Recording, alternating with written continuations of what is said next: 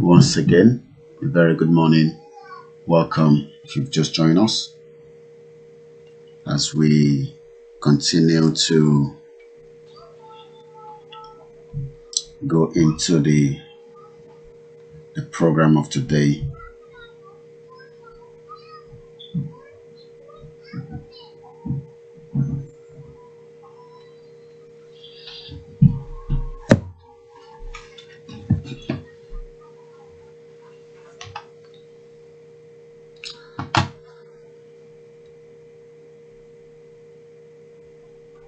Relay date. Okay, let's mute that. Once again, a very good morning and welcome back again. Something went wrong, but we're back on. I think it's the system. So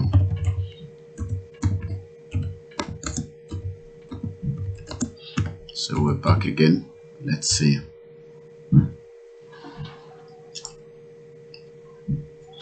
A very good morning once again.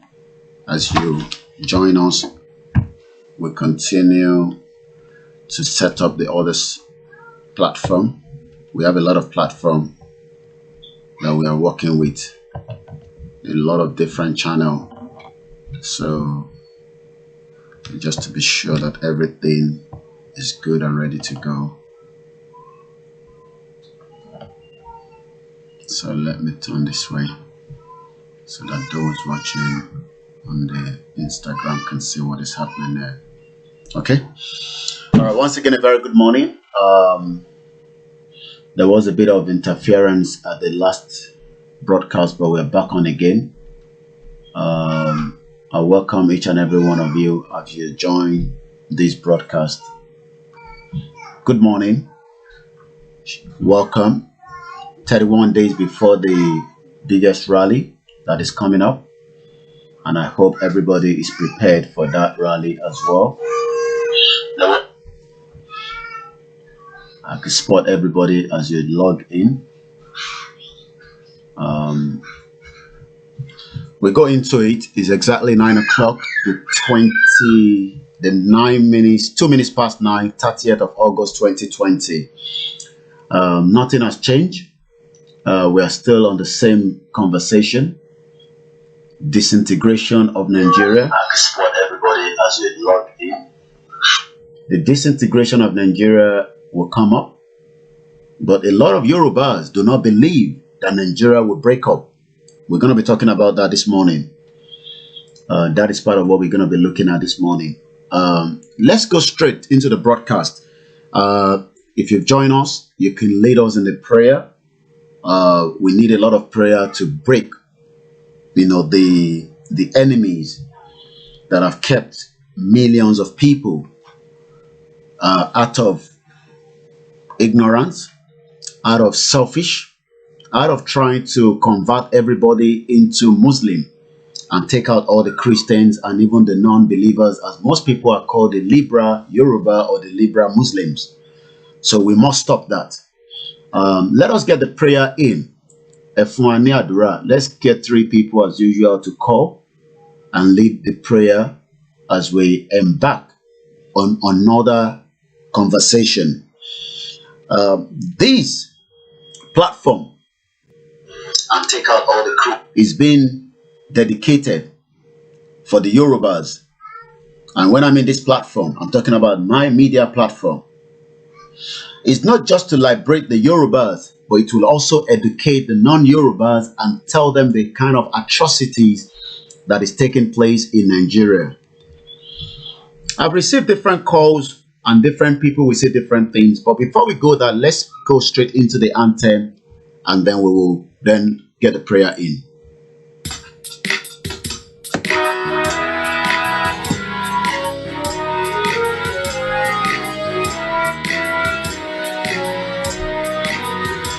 Iṣẹ́ wa fúnlẹ̀ wa, èdè wa, kàgbéga, kàgbéga, kàgbéga fàyèrè. Ìgbàgbọ́ wa wípé bá ti bẹ̀rù làbọ̀ mọ́ ká ṣiṣẹ́ ká ṣiṣẹ́ ká ṣiṣẹ́ ká jọlá ìṣọ̀kan àtòmìnira ní ẹ jẹ́ kí a máa lépa tẹ̀síwájú ọ̀pọ̀ ire àtòhun tó dára ọmọ Oòduà dìde bọ́ sípò ẹ̀tọ́ rẹ ìwọ ni ìmọ́lẹ̀ gbogbo adúláwọ̀. Àwa ni ìmọ́lẹ̀ gbogbo adúláwọ̀. Once again, a very good morning, and let us go straight into the broadcast this morning. Yes, and that's the scene I'm looking for.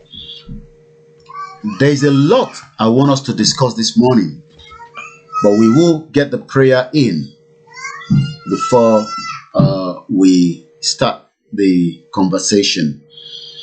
I'm not sure what is going on with the system, but just in case it goes off again, we will definitely be back. So it's nothing more than the system, but I hope we shouldn't have any problem again. I can monitor all the screen because I have more than 6 devices. So I can see everybody as you log in, and I say a very good morning. Let's go straight to Ibadan. Kí wọ́n fún wa ní àdúrà ká fi bẹ̀rẹ̀ ètò náà. Ẹ káàbọ̀, ẹ káàárọ̀. Abúsimi. Àwa ni. Ìsinmi aráyọ̀ ni ó jẹ́ fún wa. Aṣẹ́dùmarè. Ẹni sàṣetì. Àmín. Olúwa fẹ́mi ọjọ́ òní. Yóò bá máa fi àpò rẹ̀ bóyí. Àmín. Àti gbogbo ẹ̀yin sọ̀rọ̀sọ̀rọ̀ pátá lórí ilẹ̀ Oòduà. Àmín. Àwọn adúpẹ́ lọ́wọ́ Ọlọ́run tó tún sọ wá di ọjọ́ òní. Àdúpẹ́. Nípa ìrìnàjò wa. Àwọn ń bí òní Afọládé àsìkò yìí bẹ́ẹ̀ lọ́pọ̀ Ọlọ́run. Ìrìnàjò wa náà wọ́n jẹ́ àkùsọ́nà bí èéfín. Àmín. Wọ́n jẹ́ àkùsọ́nà bí èéfín Ọlọ́run. Afọládé tóbi rẹ̀ gbẹ́. Ọlọ́wà tó gbé wa ó sí wa lójú pé àsìkò ti tó. Dákun Ọlọ́run gígúnlẹ̀ wa láyọ̀ náà dákun Ọlọ́run jẹ́ra jásí rọrùn fún wa. Jẹ́ jásí rọrùn fún Ọlọ́run. Ọlájọ kan sọ rẹ̀. Ọlá ìníkù rẹ̀. Ọlá àhàlà. Ọlá àbúrátà ilé abúlé ayẹyẹ àti. Dákun Ọlọ́run àwọn ń bẹ̀rẹ̀ ni Afọládé tóbi rẹ̀ bẹ̀rẹ̀ dákun Ọlọ́run. Gbogbo àwọn ọmọ Oòduà pátá lókè látòkè lédè òkun. Lẹ́bi gbogbo dákun Ọlọ́run sábà kan fàbọ̀ rẹ̀ bò wọ́n. Ìṣọ́ rẹ̀ tó wo bẹ́ẹ̀ wò ní dákun Ọlọ́run sábà bá wa dáàbò rẹ̀ bò wọ́n. Ọlá àti tóbi rẹ̀ gbogbo àwọn ọ̀tá Oòduà dákun Ọlọ́run òwúrọ̀bá tó mọ ẹ̀san fún wọn dákun Ọlọ́run sábà bá wa ṣẹ̀san tó bá tọ́ sí fún wọn. Ọlá àti tóbi rẹ̀ ẹni tó bá ní kò ní sojú wọn kó má sojú rẹ̀. Ọlá àti tóbi rẹ̀ ọlá àjọ kan sí rẹ̀. Dákun Ọlọ́run àwọn bẹ̀rẹ̀ gbogbo àwọn tí wọ́n náwó sí ìrìn àjò yìí dákun Ọlọ́run tọ́lá bá ń bá àbò wọn máa ń bọ́wọ́ wọn. Méjì wọn mọ ibi tí wọ́n ti náwó náà. Tí wọ́n mọ lè dúpẹ́ lórí owó náà lẹ́yìn láìpẹ́ jẹ́ kí wọ́n lè dúpẹ́ lórí owó náà pa àwọn kan lásán láti tóbi rẹ̀ lọ́lá haúlá ọlọ́pàá àtà ìlà àti gbogbo àwọn ọmọ yín tẹ̀ ránṣẹ́ náà ààbò rẹ̀ tó tóbi Ọlọ́run lọ́kàn wọn sáré bá àdìbò wọn. Máa fi gbọ́ bí wọ́n máa fi bu ara wọn máa fi wò wọn lórí ìrìn àjò ọlá àti tóbi rẹ̀ ọlá àti tóbi rẹ̀ ọlá àjọkànṣe rẹ̀ ọlá haúlá. ولا قوة إلا بالله العلي العظيم اللهم ربنا آتنا في الدنيا حسنة وفي الآخرة حسنة وقنا عذاب النار اللهم صل على سيدنا محمد وعلى آل محمد كما صليت على نبي إبراهيم وعلى آل إبراهيم إنك حميد مجيد الله لا إله إلا هو الحي القيوم لا تأخذه سنة ولا نوم له ما في السماوات وما في الأرض هذا الذي يشفع عنده إلا بإذنه يعلم ما بين أيديهم وما خلفهم ولا يحيطون بشيء من علمه إلا بما شاء وسع كرسيه السماوات والأرض ولا يؤوده حفظهما وهو العلي العظيم تبت يدا أبي لهب وتب ما أغنى عنه ماله وما كسب سيصلى نارا ذات لهب وما تركت في جيدها عبد المسد بسم الله الرحمن الرحيم لقد جاءكم رسول من أنفسكم عزيز عليكم بالمؤمنين رؤوف رحيم فإن تولوا فقل حسبي الله لا إله إلا هو عليه توكلت وهو رب العزيز الحكيم قل أعوذ برب الناس ملك الناس إله الناس من شر الوسواس الخناس الذي يوسوس في صدور الناس من الجنة والناس ولا حول ولا قوة إلا بالله العلي العظيم. سورة الفاتحة. بسم الله الرحمن الرحيم. الحمد لله رب العالمين الرحمن الرحيم مالك يوم الدين إياك نعبد وإياك نستعين اهدنا الصراط المستقيم صراط الذين أنعمت عليهم غير المغضوب عليهم ولا الضالين آمين آمين آمين سبحان ربك رب العزة عما يصفون والسلام على المرسلين والحمد لله رب العالمين.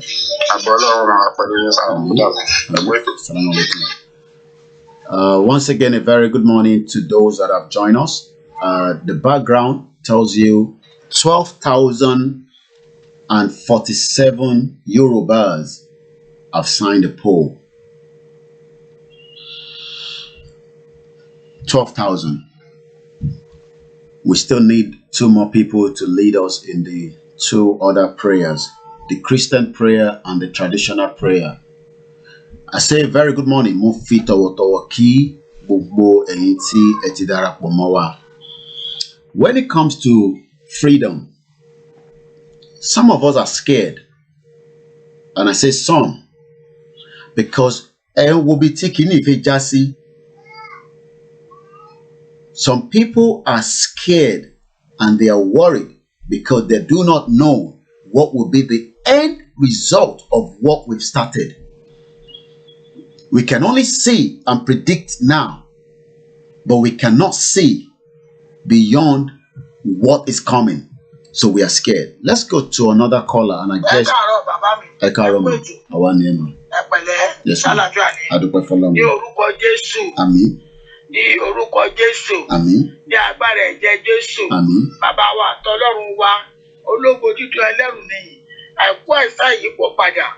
Àìkú àìsàn ìdíbàjẹ́ ọlọ́run àgbáyé. Adúpẹ́ aláyọ̀ yìí lógo. Àṣeyí lọ́ba. Torí lẹ́yìn yìí kò sí ẹlòmíì. Ẹ̀yin la lápàdúpẹ́. Ẹ̀yin ló lórí ayé gbogbo. Ẹ̀yin lẹ ń bẹ̀rẹ̀ àti àdúrà. Ẹ̀yin lẹ kẹ́ wa sí. Ẹ̀yin lẹ wà pẹ̀lú wa. Gbogbo nǹkan lẹ jẹ́ sí wa. Ẹ̀yin lò bíríkìtì tó ń pọjọ́ kúdà.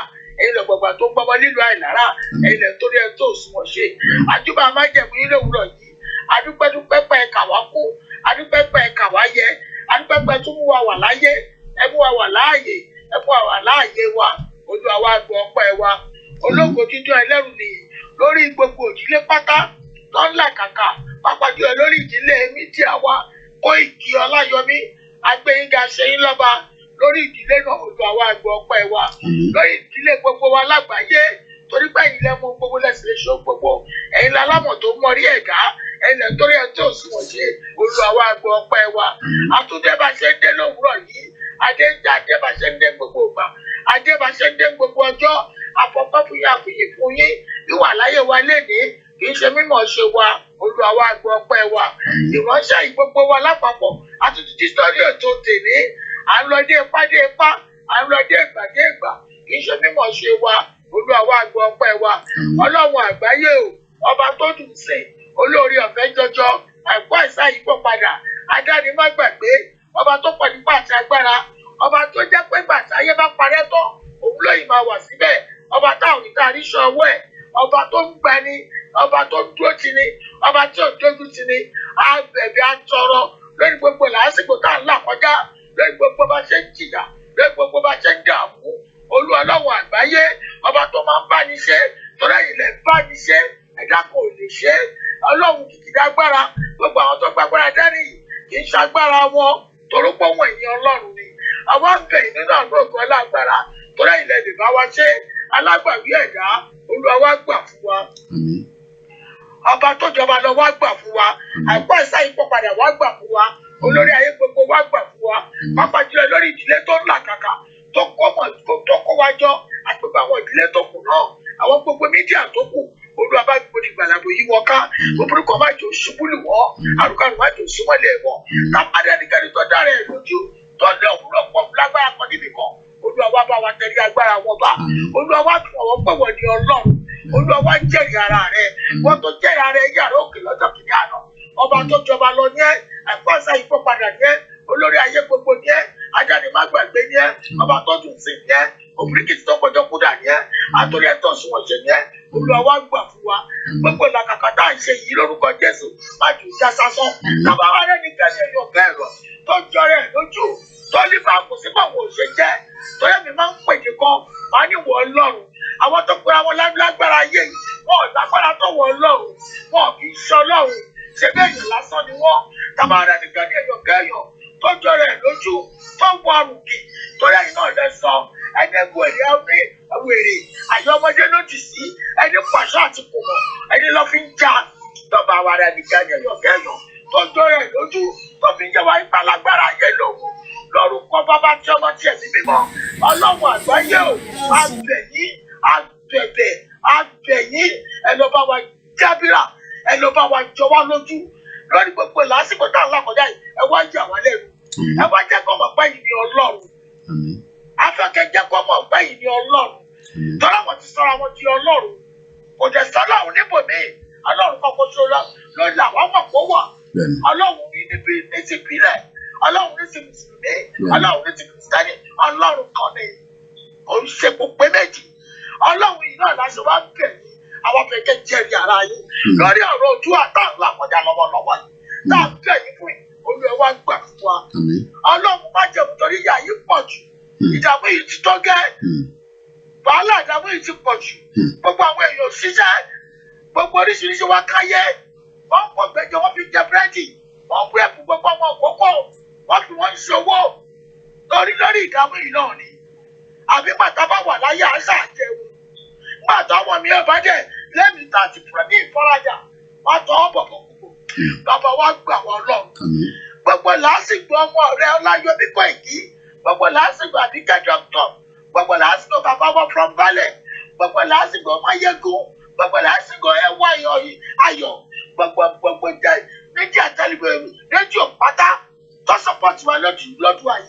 gbogbo làásìgbò ìyá wọn bàjọ́ lọ lásán olúwa gbogbo àwọn tó wà ń fẹnu ẹgbẹ́nu àbùkù tani àwọn awẹ́wẹ́ ṣe máa rí àwọn awẹ́wẹ́ ṣe máa dá whenever you say yes nobody can say no tó bá ti sọ pé bẹ́ẹ̀ ni àwọn afẹ́ wọn wọ ìtọ́ ẹ̀ afẹ́ wọn bó ṣe fẹ́ rí olúwa wá gbà fún wa àánú rẹ̀ ìyá mi ẹ̀kọ́ wá wa rí má jẹ́ fọjọ́ ẹ̀mí ṣàṣemọ́ àti ìlànà program náà olúwa máa bá wa náà mọ̀rí ìdílé Ọláyọmí Kóìkí bàbá mi ọmọ mi mo rí sínú ẹ̀jẹ̀ rẹ̀ olúwa bá mi rí sí obìnrin kan kó bá ṣe ṣubú nílé náà àlùkàrù kó bá ṣe wọ́ bẹ̀ tàbá rí ọ̀fọ̀ kọ́fà tàbá rí ìkímọ̀kímọ̀ tàbá fẹ́ ta ìbànújẹ́ òjijì ìtọ́tù sẹ́gà ni kò tó jẹ́ wọ́n fẹ́ kó jẹ́rìí ara rẹ̀ ìwọ́n tó jẹ́rìí ara rẹ̀ yàrá òkè wa lọ́jọ́ kìíní àná wọ́n ní wá jẹ́rìí ara rẹ̀ o bàbá jẹ́rìí ara rẹ̀ o ọmọ ìwọ́n tó jẹ́rìí ara rẹ̀ ní yàrá òkè jẹ́rìí ara rẹ̀ o bàbá lórí òtún àyè olúwa wá jẹ́rìí ara rẹ̀. Àmín Jésù.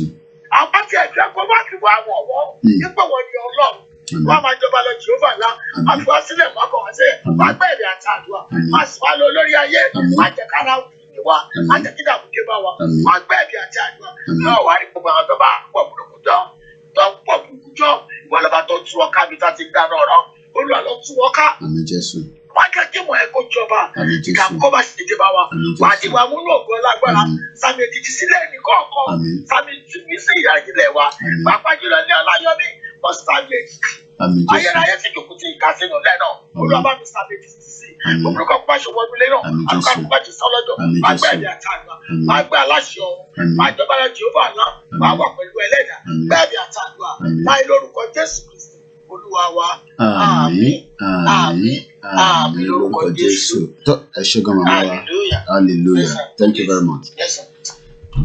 Mo fi tọ̀wọ̀tọ̀wọ̀ ni mo fi kí gbogbo ìdílé tí wọ́n ti ń gbọ́ wa tó ti ń wò wá. Some people will say ṣóhun nìkan ni kí ló ń ṣe gan-an in tó gbé dání wọ́n mà ti ń ṣe tẹ́lẹ̀ rí kò ní ṣe ṣe. I have seen people tell me that. Even family members are telling me that. A lot of people will mention my name for different reasons.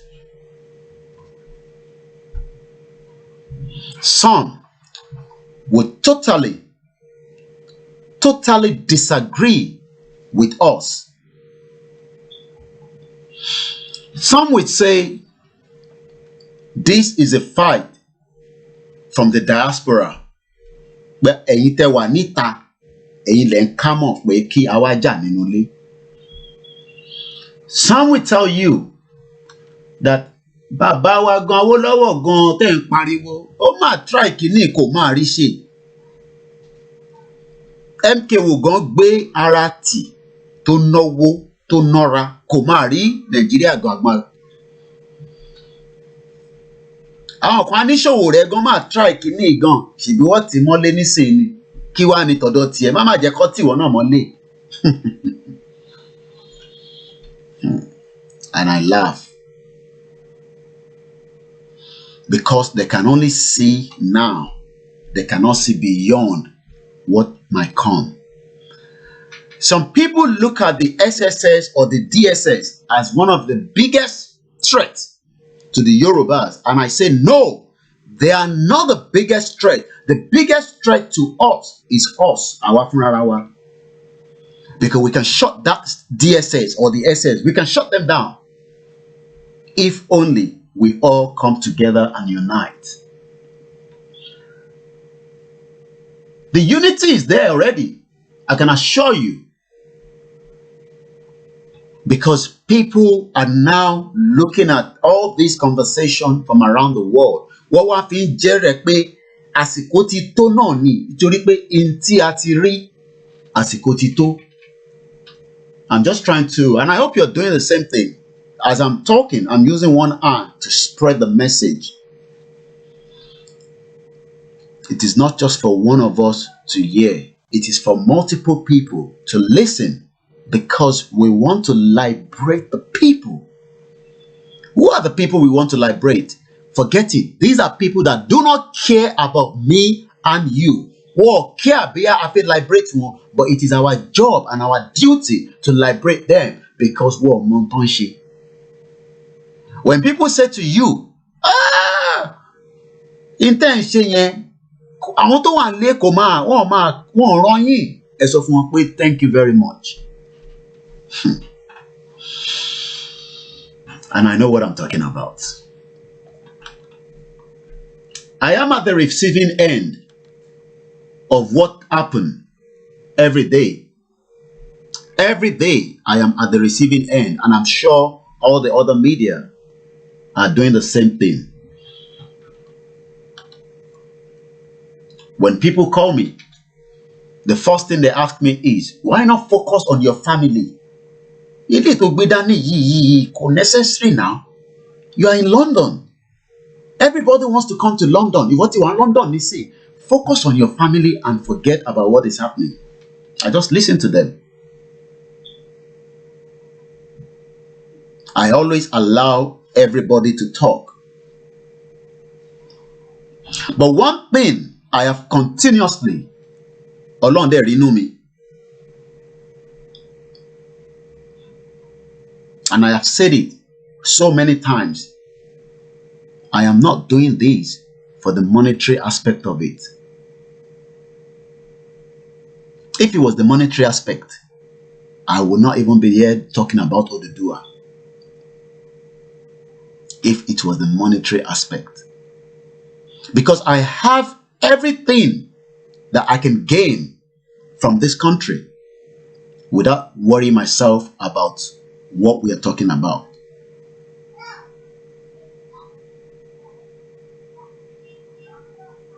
Is it the fame I'm looking for? Do you think I'm looking for fame?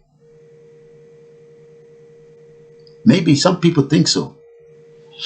Maybe on what family? Okay, come on.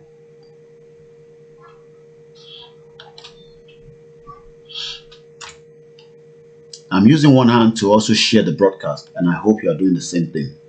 So each time I'm looking at that laptop, I'm looking at the screen, and I'm also sharing to different WhatsApp groups. And I hope you are doing the same thing. And it's not just about the Facebook. Let us share different platforms. We save money for those in Nigeria. Mix LR is very cheaper for them to listen. And I can just, if we're playing a video, I will explain what is happening. But they can hear me clearly on the Mix LR. And that is why we want many people to give us the opportunity to upgrade it. Because it's only giving us 3 hours and I'm paying $10 every month. We can upgrade it. Some individuals have donated the money for upgrade. But if you don't, I can do monthly. But what I'm doing, there's no point if I set it up as the monthly. It's better to pay it one off, and I don't have to remember. I want to shut down that country, and I say I. When I say I, that means myself and the rest of the team. We want to shut down Nigeria as quickly as possible, so that you will not have to be afraid of the SSS. The longer we take to shut down Nigeria, the more you are worried about going on where you will be kidnapped, killed, where you will not have good electricity, no water, nothing is working. Let us shut it down as quickly as possible so that we can move into a nation that will then flourish into the lives of the people. So when people come and talk to me and say, focus with your family, I say, no, I will not focus on my family. Let us focus on how we will shut down Nigeria, and then my family can decide to relocate back to Yoruba land. And I'm sure that's what a lot of people want. Is that not what we want? When I receive calls every day, like yesterday, and the elderly man said to me, I have left Nigeria since 1973 and I've not returned back home, maybe once a year. How old is somebody that is 1973? Well, I don't even know the age, but I'm just saying, how long is 1973 in terms of maths? Let me open up the screen so that I can know that I'm relating to people. Because this is an interactive platform. Talole Fuani, 1973 to now, how many years is that? I just want to open up the page on Facebook. I can see the YouTube. 1973 till today, how many years is that? That if somebody have left Nigeria since 1973, how many years? 47 years.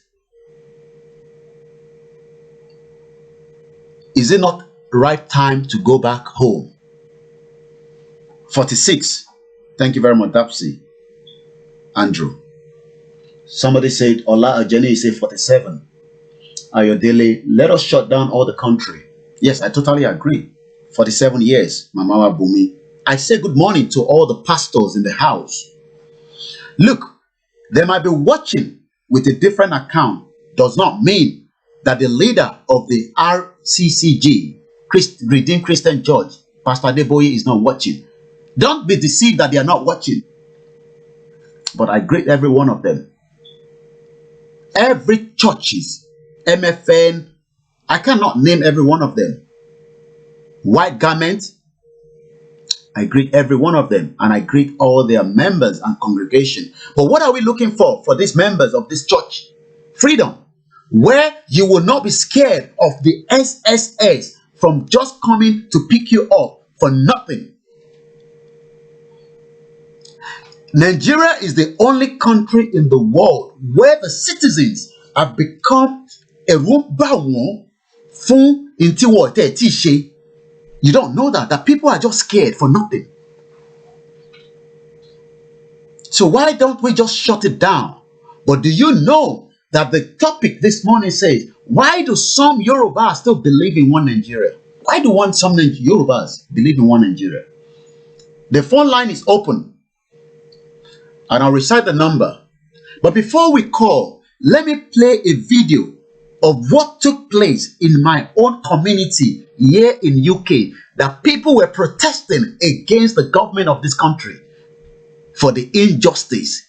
Can you believe that people are protesting in United Kingdom, a country that have almost everything that you can think of? The same country that people are telling me that I am comfortable. Why do you worry about Nigeria for? Why not just shut it down and leave this and just focus with your family? This is the same country where yesterday, as I was making my way into the local store, I saw the gathering of people.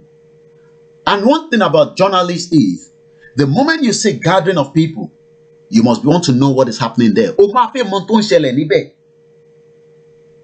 So when somebody have left Nigeria, I have left Nigeria now almost 22 years. How long have you left Nigeria? Ask yourself. Why is the reason why you left Nigeria? For education? Is it not time for you to go back home? Oh, You wanted to gain more skills. Let's go straight to Lagos. Karo. Karo. Ẹ káàbọ̀ sórí ètò. Karo. Ẹ káàárọ̀, à ń gbọ́ yín. Èmi ni Abidin Salau, mo ń pè láti Badagry. À ń gbọ́ yín kétékété, gbogbo ọmọ Oòduà náà ń gbọ́ yín. Àwọn bá association, àwọn kan sọ pé àwọn Hausa sọ pé àwọn yà lẹ́yìn wọn. Then àwọn Yíbò náà sọ pé àwọn fẹ́ dá táwọn lẹ̀. Wọ́n á gbọ́ nínú ìròyìn Yorùbá láàárọ̀ nínú headline tẹ́ mọ́ sọ nínú news láàárọ̀ pé àwọn bá association tilẹ̀ Yorùbá sọ pé instead iye ká kúkú pín kí wọ́n kúkú pín Nàìjíríà tó wáyé pé báyìí ni. Ó sọ kí lẹ ti rọ̀rọ̀ yẹn sí.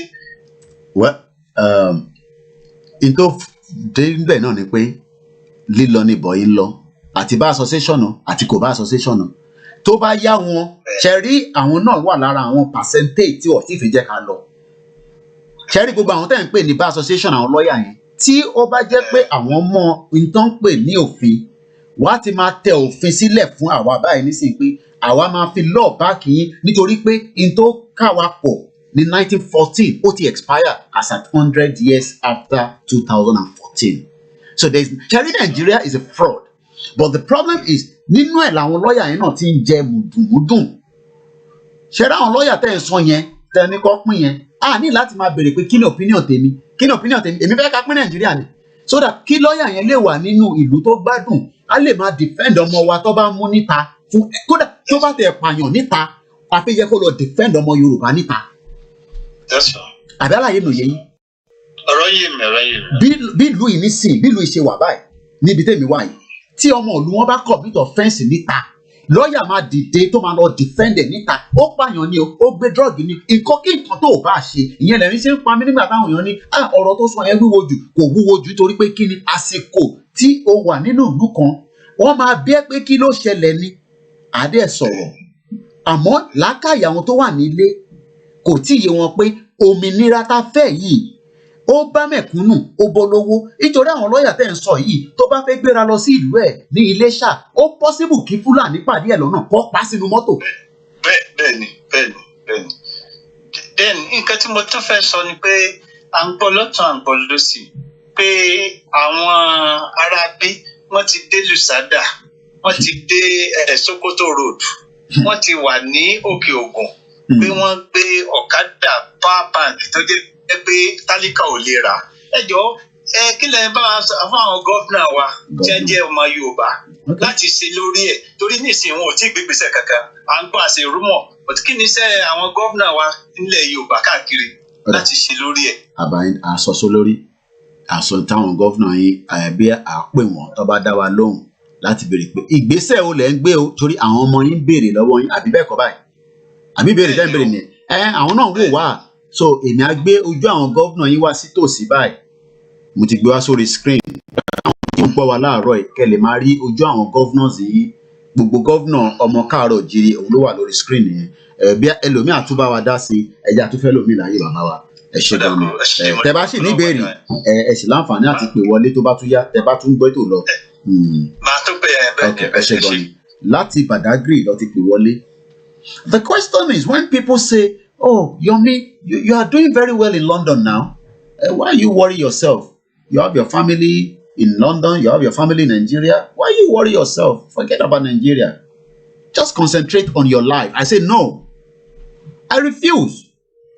And sometimes when I receive calls like that, I quickly rebooked it straight away because I do not know. Look, I can only trust myself. I don't trust any. Look, and let me say this clear on a live broadcast. Do not call me and say, oh, I just want to see you. Let us have a meeting. No. Let's have that meeting on Zoom. I am not interested to see anybody. I don't trust anybody. Not that I do not trust those around me. But pending until we get our freedom, keep your trust to yourself. Because I know and I can swear and I can use anything to say that if all I am saying is the false, kí Elédùmarè kó jẹ́ kí n máa tètè lọ. Tó bá jẹ́ pé lórí irọ́ ni tí mo ń jáde lójoojúmọ́ tí mo wá ń sọ̀rọ̀ lé lórí, èmi ò mọ̀ tí tọ̀dọ̀ tiẹ̀, èmi ni mo mọ̀. Ìwọ ló máa wá ṣiṣẹ́ fún tọ̀dọ̀ tiẹ̀. tara tiẹ̀ èmi ò mọ̀, inú tiẹ̀ mo ò mọ̀, inú tèmi nìkan ni mo mọ̀.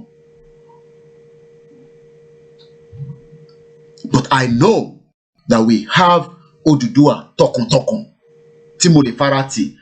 Tí bá sùn, mo lè sọ pé ẹ̀mí mi connect mọ́ Òṣàtọ́lá. Tí bá sùn, mo mọ̀ pé ẹ̀mí mi connect mọ́ àwọn family mi. Tí bá sùn, mo lè sọ pé ẹ̀mí mi connect mọ́ ọmọ Oòduà tọkàntọkàn. But má ní o gbé Oòduà dání, o wá fi ń ṣe campaign ìtorí pé ẹlòmíì rò pé ọ̀rọ̀ Oòduà yìí nítorí máa fi ṣe àwàdà ni. Ilé ò ń ṣàwàdà. So when people are scared of this government, then why not shut it down? Let's shut it down once and for all, and then we have a better life. So that nobody have to worry and have headache that I have to send money home tomorrow. I have to send money home next week. Do you know that people outside the country are working just to send money home to the people out in Nigeria? That is what we are doing. We are literally going to work, servicing this country, America, Canada, Germany, France, Italy, Oman, making life easy for them. Have you not seen that the Oyibo people, while we are working very hard, they work as well. Majority of them are on holiday now. How many of you have gone on holiday in the last 2 years, 3 years? The money that you should be using to go on holiday, you have packed that money, you have sent it home to your loved ones because that nasty country called Nigeria, where the wife of the president cannot be treated inside Nigeria, but go to Dubai, lie that she's going for neck injury. Eventually we know that she went there to do shopping for her daughter's wedding that is coming up very soon. And somebody call now and say, what is the Southwest governor doing? And my question now is, does this Southwest governor believe in Odùduwà? Majority of them are already part of Awolowo time. They got free education, but now they've become a governor. They're talking to us like they do not know that Nigeria is a fraud. The same Awolowo that fought very hard. People now that are your governors, where you can see all their faces, are saying, no. Let's leave Awolowo alone. Awolowo is dead. Let us fix Nigeria. Do we want to fix Nigeria? My question this morning is, why do some YORUBA'S still believe in one Nigeria? Mufitawa Kimamawa El Khadija store is on Deptford High Road for all your best African produce. A very lovely mother. El Khadija store. Let's quickly say good morning to those that have joined us. I want to play a video. And this is the scene. So when people say, let me bring my own camera up because I want you all to be seeing my face. Because when you do not see my face, it looks like I am out of the picture. But now you can see my face. Yes, that's it. It's good that way. That is the beauty. Like I said all the time, those of you watching, please join the 1st of October rally Telegram. Let us use this rally to send a strong message to the international community, especially that we are now ready and we are not part of those Nigerians or YORUBA'S that still believe in Nigeria. Look, some Igbo still believe in one Nigeria. Hausa believe in one Nigeria. And the cabal will hold me and you like that. A lot of people are waking up every day. It is only in that country that people go out and you are worried whether they'll come back home. Àlàyé mi ò yé yín. Nàìjíríà nìkan ni àwọn èèyàn máa jáde ló máa lọ síta ló lọ wá nǹkan tó máa jẹ tí ò ní mọ̀ bóyá ó máa padà wálé àbí kò ní padà wálé.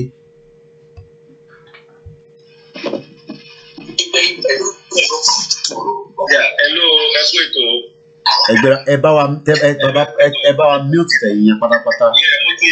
mo ti mute ẹ. Ẹgbẹ́ra ńlẹ̀. Ẹ jọ ọ̀rọ̀ tèmi ni wípé gẹ́gẹ́ bí ẹnìkan ṣe sọ lẹ́ẹ̀kan yẹn ṣe rí àwọn gómìnà yẹn àwọn yìí a ṣe lè rí wọn ní bàbá tẹ̀lé wàá rí wọn gbọ́n náà wọn ní dá wa lóhùn ṣùgbọ́n gẹ́gẹ́ bí ètò kan tí mò ń wò lánàá tí àwọn èèyàn ṣe mú rí ọgbọ́n kankan mbẹ̀ ṣe how can we start planning tó jẹ́ wípé a máa lé gbogbo political party kò lórí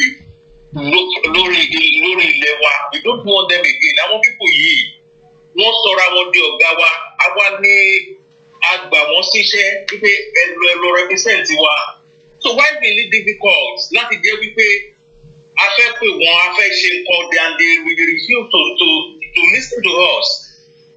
Ẹ jẹ́ kí àwọn ọmọ Yorùbá ìjọ torí Ọlọ́run ìgbésẹ̀ ẹni ká máa gbé báyìí bá ṣe máa kóra wa jọ. We don't want any political party for now until tá a bá ti jókòó tá a ṣètò gbogbo pàtàkì báwo la ṣe fẹ́ ṣe. We cannot continue be doing this. The only thing táwọn politicians yìí ń ṣe ni wípé nítorí pé àwọn wọ́n lè rí gbogbo nítorí ẹ̀ ni wọ́n ṣe kí ẹ̀ nípa àkọ́ tó ń ṣẹlẹ̀ sí wa. How can we get there to be accountable for the work, for the job we ask them to do? And tó bá dé lè ṣe jẹ́ kí gbogbo àwọn èèyàn ká dìde now. We need to state all these political parties. We don't want any party again for now. Okay. That is what we should be doing now. Within now to next year, to January, nǹkan tó jẹ́ ká kọ́kọ́ ṣe nìyẹn. Ká dẹ̀ máa Ọlọ́run á dẹ̀ fún wa Oòduà Ìgbà ẹ ṣé púpọ̀. All right. Once again, thank you very much to those that have joined us on different platforms. The video I'm about to play is not last year. This was yesterday, right here in a country that you all believe has everything. But the citizens disagree with the system of this government. Àwọn aráàlú wọ́n tako ìjọba ìlú yìí, even though they have everything. It is not a long video, but there's a section there during my own, broadcasting this video. Ẹni tí mo pàdé níbẹ̀ àmọ́ra rí tẹ́lẹ̀, àmọ́ àdébi tí ó ti sọ̀rọ̀. Màá dẹ̀ fi jẹ́ kí atétí kẹgbọ́n kan tó sọ nígbà tí mò ń fi ọ̀rọ̀ jómi ọ̀rọ̀ tí mo fi ń to lẹ́nu wò. Let's roll that video. Let's go quickly to some of the comments that is coming very fast. One of the comments from the object view. Okay, we have a caller. As soon as I roll that video, let us get this clear. When I roll the video, please, I will not take calls and there's no point calling. But for now, let's go straight to +971. Ekaro, a good morning and welcome.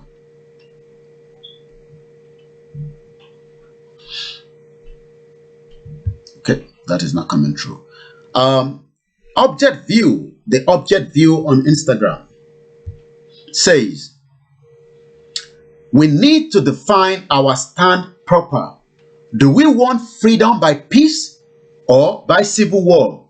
Remember, no one will give you freedom in peace. And that takes me to this video that I'm about to play right now. I'm going to roll that video and let us just watch it together. And again, this all took place in my own community, here in a country that millions of people are already on the sea, in Libya, in Nigeria, that wants to come here and have a better life. But if we work hard now, we can have a better life when we have Oduduwa Nation. We can have a better life if we all work very hard to stop the atrocity. Kódà ẹni tó bá tẹ̀ fi wá padà lọ sílé, you will have a system that is working. You can sit here and still have the benefit. I'm going to roll the video and then we enjoy it together, and then I will open the phone line again. To challenge them. I was going to invite someone else from the incinerator to speak, but she's gone. She's gone. If you've not heard anything about the incinerator, the information is there. The information is there. You have to become more aware of what they are doing to you in your community. The incinerator is poisonous, yeah? And the very fact that they don't count the emissions that come from the incinerator towards the target, the zero emissions target by 2050, must be alarm bells for everybody. If they're not, why would there's such extreme amounts of emissions coming from the incinerator? Why would they not measure it? Well, it's like madness. It's like, Aurora's stupid. That was the first part of the video. I'm going to go into the second part because it was two videos. While I started the first video, I had the call came through and that disconnected the video. So we're going to go into the second part of that video in just a minute. Once again, if you've just joined us, I welcome you to another part 107. When we started some few months back, people say maybe they will get tired. A lot of people do not even believe. And up to date, some Nigerians, some Yorubas still believe in one Nigeria. Why is that? This is part of what we're going to be discussing this morning. I'm just looking for the second part. Okay, that's the second part. I found it already. Let's roll this video. I didn't have a lot of information. So I learned so much about why this incinerator is a very, very unjust, racist, classist, and undemocratic. While this video is rolling, I'm going to start talking until I get to where I will stop. I know where I'm going to stop in between the conversation. It's not about the Black Lives Matter. What I want us to focus here is, this is a community that is coming out to defend the injustice of what is happening right in this same Great Britain that so many of you love so much. Because you are Yoruba, you think that you do not need to participate in the movement of the Yoruba cause, self-determination. And we know that this area is particularly polluted because of the heavy traffic. But I don't know a lot about the pollution and the emissions. So this is part of what we must understand. We must understand that until everybody comes together, just like we are asking you to do on the 1st of October. In a civilized society, this is the right thing to do. When you're not happy with something, you come out, you protest or you rally. But in a location 9, it is never the same thing. You can see the police officers, you can see them. They're there or attack anybody or know anybody or anybody there. They are there doing their own thing.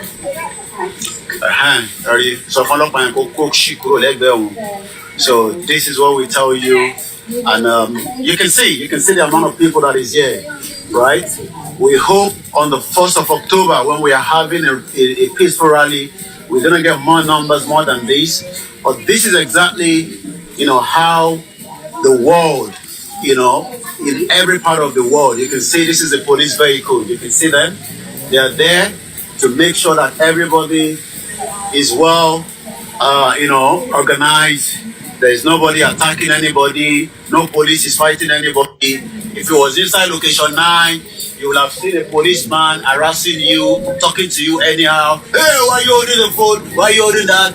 That is what we are asking you to say. That Nigeria is not working. You can see the police vehicle. All right.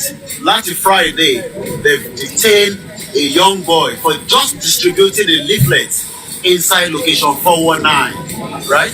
You can see. Right. Around the world, citizens must complain about something against their government. This is a country that has everything, yet citizens are still protesting, rally against the injustice that is taking place. It is done around the world. But when we tell you that country called Nigeria is a shithole, people will say, oh, because you're living in London, right? That is why you're talking. They don't protest the same. Why do you think they're protesting? They are protesting for the injustice that is taking place inside this country. What is the difference? Can you see it? Right? And behind me there, right, is a station police officer vehicle, making sure that everything is going accordingly. They're not going to harass anybody. But imagine if this was Nigeria. All the police will be doing now is putting the tear gas, trying to kill somebody.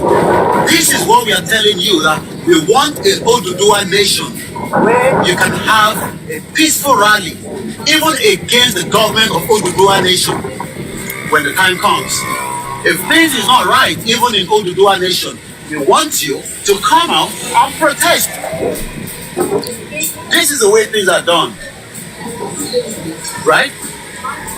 So when we tell you that Nigeria is not working, now think about United Kingdom, where there's electricity, everything is available, but yet the citizens are there protesting for the injustice. No justice, no peace. Can you see that?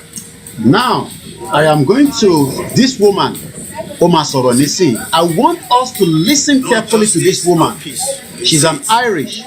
Every word. Let me pause.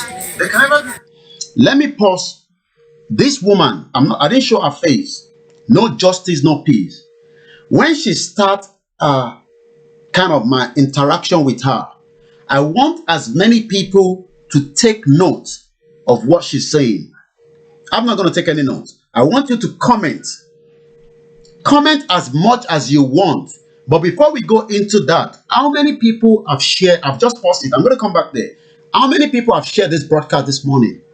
Are you part of that Yoruba that just come in, watch me, watch Mayegu, but you do not even share the broadcast? Let us share this broadcast before we go into the next, video. Before we play it again, I want to start seeing the share button. How many people have subscribed onto our YouTube channel? If we do not get 1,000 people to subscribe to our YouTube channel, we will not be able to stream live on the 1st of October because I will not be able to go out with the laptop. And those on YouTube will not be able to see whatever is happening on the day of the protest or the rally. We are not protesting. It's called rally. We must not mix it together. I'll tell you the difference between rally and protest. But before I play this exclusive interview, she was just there at the right time as Eledumare wanted me to be there also at the right time because I was at home monitoring the situation in Ibadan with the Agbecoya.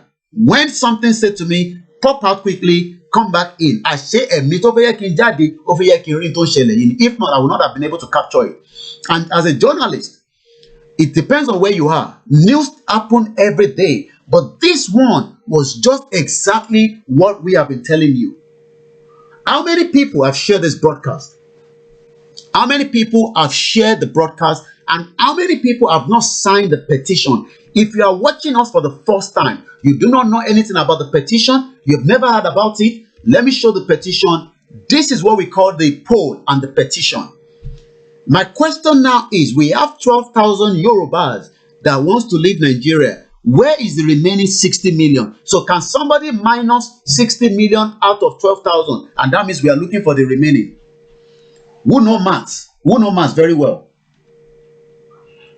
Can anybody this morning break this down for me quickly? I want us to tell me we have 12,000 people that have signed this poll. That means these are the 12,000 that want freedom. That means we need to minus it from the remaining 60 million Yorubas in Cuba, in Australia, in every part of the world. Where is all these Yorubas? Let me see if I can change that, bring the statistics up as well. You know, I normally show you this, I normally read it, but I want to show you this morning. So I'm just waiting for that page to change. And this is the statistics. It doesn't matter. Can you see that 39,000 people, 39,778 people viewed this poll and they walked away. They never signed it, or maybe some of them signed it. What is going on? How many people have signed the poll this morning? Let me give us the statistics again. Every morning I come here, I tell you the country by country.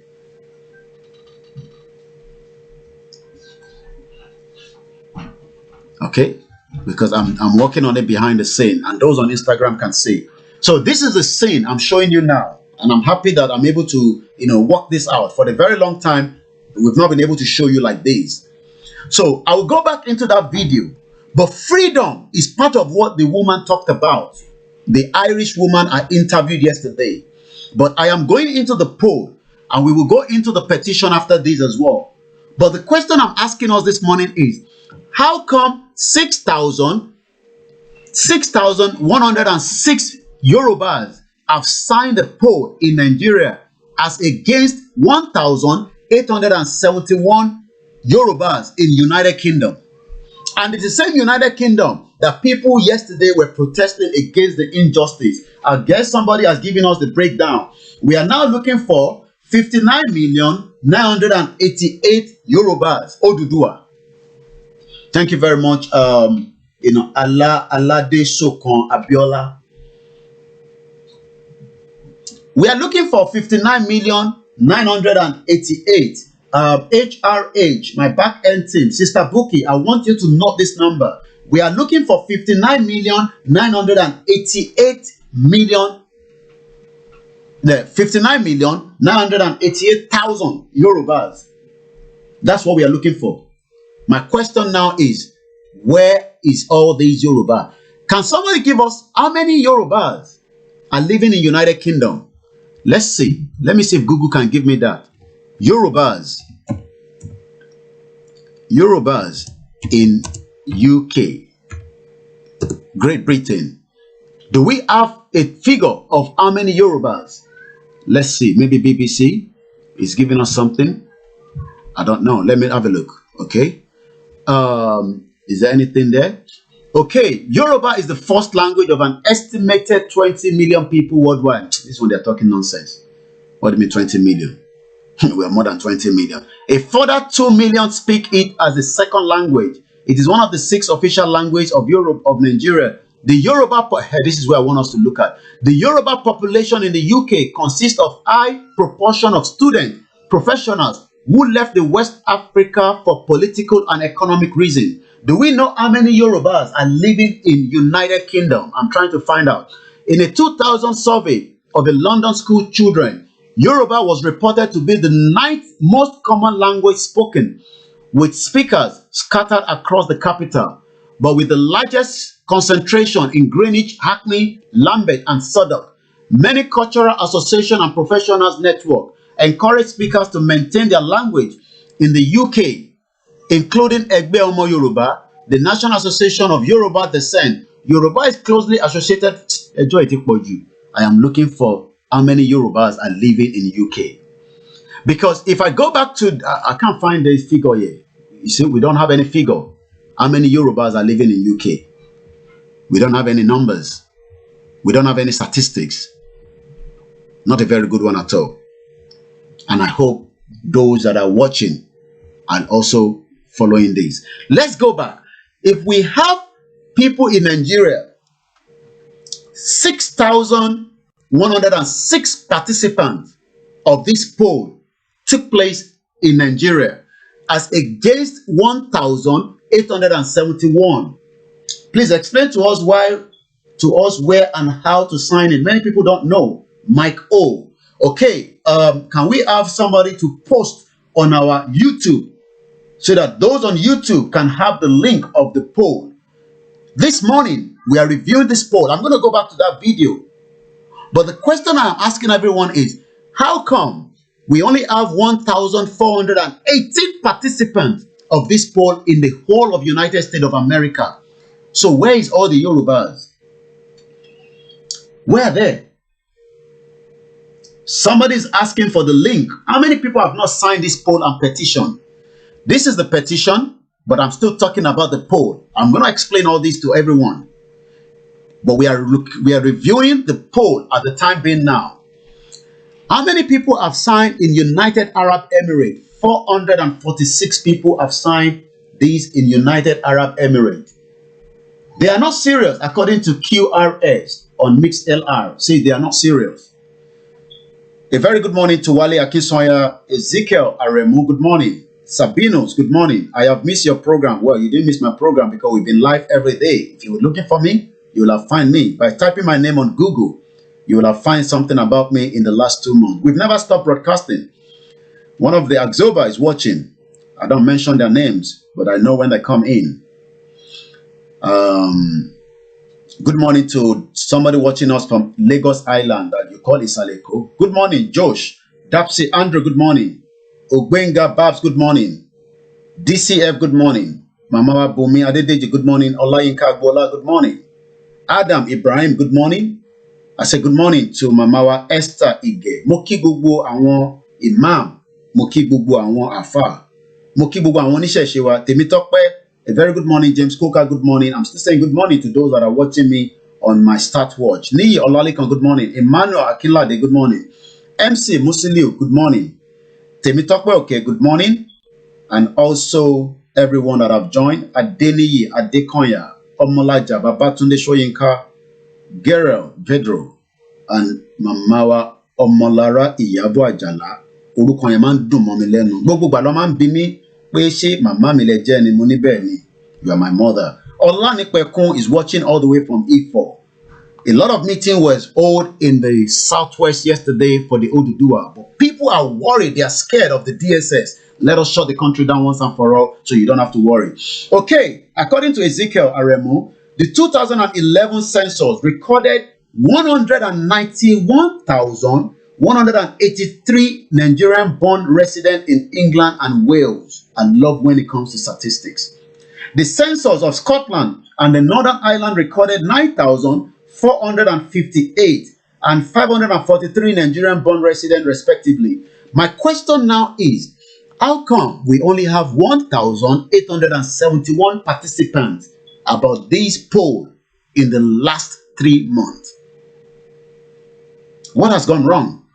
Are these the same Yoruba people that believe in one Nigeria, but they are talking about Oduduwa, or they are not even talking about Oduduwa at all? They are not interested in Oduduwa. They are not going to come out of Nigeria. They love Nigeria. They are living in America. They are living in Nigeria. They are doing very well in the UK, but they are not doing well in Nigeria, but they are okay, but they are not interested. They are the celebrity. They are the elite, the millionaire, the billionaire. They have visa to travel to any part of the world. They can go to Dubai when they like, but an average person that is struggling as well, no food, still they say, one Nigeria. What is going wrong? What has gone wrong?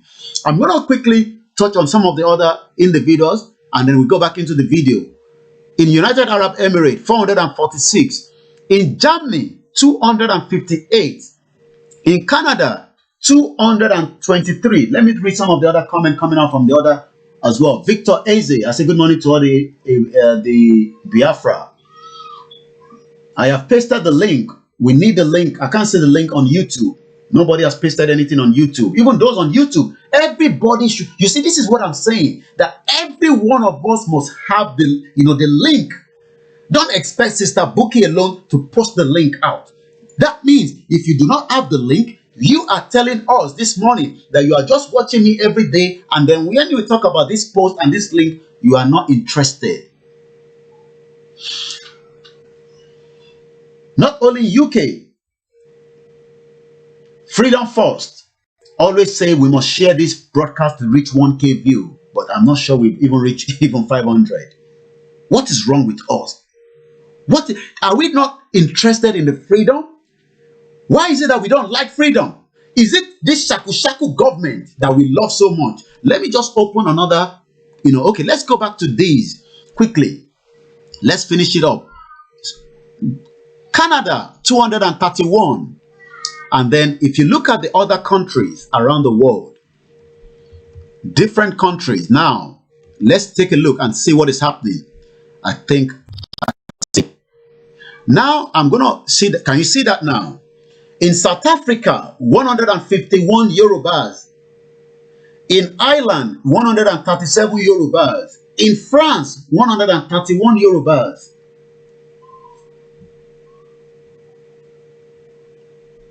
In Libya, 129 Yorubas have signed it. And I believe somebody called us from Libya the last time. What else? I need 3.5 million Yoruba. So where is all this Yoruba? I remember a caller called us. Yeah, this is it. 3.28 million Yorubas are living in Libya, but we only have 129. That means they love Libya than fighting to get this freedom, and then we can have our own nation. QRS is saying the rest youth are there watching Big Brother Nigeria. What a shame. But we are talking about the freedom of our people. Some people are watching Big Brother Nigeria that does not belong to Nigerian. It belongs to a South African. They keep people in the house. Somebody is going to come out with maybe 80 million richer than you. That your children do not have a good health care.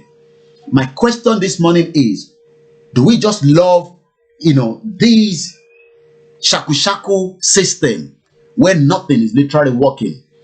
Italy, we have 125 Yorubas. Oman, 80 Yorubas. And I'm sure, let me go and look at the group in Oman, because there's a group that is set up in Oman. I'm sure there are more than 80 in that group. I just want to have a look at the group. I'm looking at the group now. There's a group that is set up for the Oman. Okay, the number is even 25. So that means we don't even know where the remaining are. Are they working every day? What is really going on? I want everybody watching this broadcast this morning. Okay, I'm going to do something now. I'm going to do a screenshot of this, and we're going to start circulating it. I'm doing a screenshot of it. So when I send it to you, start sharing it as well. A very shameful number. I have just posted it into the group of the Oman. I'm posting it into the group of the France. I am putting it into the group called, these are different groups. YORUBA'S. All these groups have all their followers. Are they telling them about what will also help us to solve this problem? If not, that means we are asking for war. I'm adding it to the UAE. When I send it to you, start sharing it. A very good morning to you, Tokwe. I am also sharing it to the Dubai Oduduwa group. Different groups. What are we doing? Yoruba, one voice, UK only. Different groups. Every day I just laugh. Different groups. We have so many groups now. Shagamu Oduduwa. I am posting all this into the groups, and I want more people to share as well. I am naming different groups. You don't need to ask me alone for the link. Everybody must have this link stored like they are holding their Oduduwa passport. This is the way we need to be operating. You must be holding the link to the petition and the poll like you are holding an Oduduwa passport, because this would lead us out of the contraction we call Nigeria. But what I'm asking this morning is, why do some Yorubas still believe in one Nigeria? Why? Why do we believe in one Nigeria? What is it that we love in one Nigeria? I am also putting it onto the Yoruba World Congress. I am telling you different groups I'm inside, apart from individuals that are sending me messages. This one is the Oduduwa Republic Libya. Mo fẹ́ jẹ́ kí gbogbo yín kẹ́ wá lọ wo ìlú yín níbẹ̀, kẹ́ highlight it and see how you can put that number to reach nothing less than 20,000 from each of the country that you are living. We must have nothing apart from a country that we know that we don't have a lot of Yoruba there. What is wrong with us? I'm going to go back. I know where I stopped. I'm just adding this to different groups. Oduduwa Liberation Vanguard 2. When I share into your platform, start reviewing it and asking yourself, are we doing enough? Because so many people are posting nonsense into different WhatsApp groups. People are just posting rubbish into different WhatsApp groups when we should be looking for how we want to exit out of Nigeria before the end of this year. People are focused. They are losing focus. Every day you wake up, copy and paste. Somebody know that they posted the same thing, they will still go and post it inside it. And they clog up the WhatsApp group. And then we do not know the real conversation that is going on in the WhatsApp group. When people tell you that Spain, they have 75 Yoruba, Benin Republic, I am calling on Agbecoya. I'm told that they are working on the manual side of things. But I need them to also put onto the online. What is wrong with us as people? Why is it that we don't want freedom? Do we want to live our life as somebody outside Nigeria for 40 years, 30 years, 20 years, and those in Nigeria are trying to find a visa to run out of Nigeria because Nigeria is not working? We know Nigeria is not working. That is why we are saying, let us disintegrate out of this contraction we call Nigeria and get a country that will belong to us, and you don't have to be scared about your policeman, your SSS, your military. I am also posting it to all the Oduduwa WhatsApp executive. And as I post it there, you must start working on this now. This is our problem. Tell everybody to stop posting rubbish into WhatsApp group. There's just too many clogs inside the WhatsApp group. And that doesn't mean that we are serious people. Every day I look at the WhatsApp group, it looks like everybody is just doing whatever they like. How do we get a freedom if we're doing all this rubbish? Who is deceiving who? You think I'm going to be coming here just to be talking every day when we are not going to have a headway? We are looking for 59 million Yorubas. So stop telling me we are 80 million, we are 60 million. I think we are only 20,000 Yorubas, as far as I'm concerned, and we are looking for the remaining 6,000 or 8,000 to complete it. Let's go back into some of the other countries as well. A very good morning if you've just joined us. Please talk to Dara Talk Show. Let the reality and the fact of killing people going on in Nigeria. I'm sure my sister Dara Talk Show is aware of that. Let's go back into it. Benin Republic. I can't imagine 52 people in Benin Republic. Netherlands 46, Egypt 45, Belgium 42, Ghana 41, Saudi Arabia 33, Sweden 30, Qatar 29, Cote d'Ivoire 28, Malaysia 26, Brazil. What a very shameful one that people will tell you, oh, we are so many people in Brazil. Where in Brazil? Where is all the Yoruba in Brazil? Stop telling me all those nonsense that we have so many Yorubas. I'm just looking on my laptop here. I'm trying to type how many.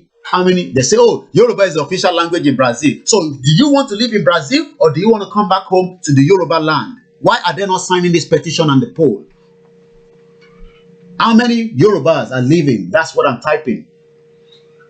Okay, I can even type because I don't want to move. If I move that screen, it's going to change what I'm looking at. So I'm going to type in how many Yorubas?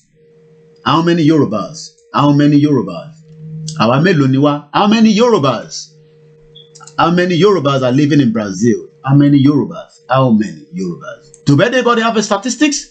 I love when it comes to statistics. Anybody know? How many Yorubas in Brazil? Why are they not signing the petition on the poll? I'm just typing, it says 80 million Yoruba. Do you believe that? We have more Yoruba people in Brazil than ever in Nigeria. We have close to 80 million. Are you serious? I laugh in Japanese. They say we have 80 million Yorubas. So this Yoruba do not want us to come out of Nigeria. Is that what they're telling us? Who is deceiving who? How many Nigerians are in Brazil? And I'm not interested in how many Nigerians. They are even telling us that, what are you helping? Some people bringing them to fight. Yes, WhatsApp group. Some people are just not serious on the WhatsApp group. Different clog up. Different WhatsApp messages, but they are not talking about how we really want to come out of Nigeria. Do you think the Yoruba World Congress, we are the ones that are going to do it? OAM, Agbecoya, all these groups, even the Afeniferis, all these groups, we are the people, we are the Oduduwa children that will take the freedom from our hand. I'm going to go back to the video, but I just want you to see this record of people that have signed so far. Let's go back to, we stopped at Brazil. Gambia, 23. When people tell you we have a lot of Yoruba in Brazil, just tell them to keep quiet. I don't believe in that until I see them coming out and agitating, talking about what belongs to us as Yoruba people. Why are we not even doing the right thing? So you think you just want to come and listen to one talk show guy? No, I'm not your talk show guy. I've said it so many times. My media is to make sure that we liberate everyone out of the shaku government that you call the location 419. Let's go into it more. Morocco 22, Australia 21, Israel 20, Russia 18, Turkey 17, Luxembourg 15, Japan 15, Kenya 15, Hong Kong, SAR, China 14, Philippines 14, Finland 14, Malta 13, Australia 11. We are here, we don't share this, we are not serious as well. Yeah, people are not sharing the broadcast. People are not interested to share the broadcast. I don't understand. At least it's my face that is out. Are you scared of the SSS to share the broadcast on your timeline? Then let us shut Nigeria down. Some people are scared. They don't even want anybody to know that they're talking about Oduduwa. Not even their church members or their church or their mosque. Some people do not want their church to know that they're talking about Oduduwa. That's why they're not doing any start watch. How many people have done a start watch? Can anybody say, touch your heart in your house where you are watching me and say, I have done a start watch of this broadcast and I am back here with you? They cannot do that because they are scared. People are just so scared of this government, even those living outside the country. That one even baffles me. Oh, you think when you're going back to Nigeria, they will detain you at the airport, Muritala Mohammed Airport?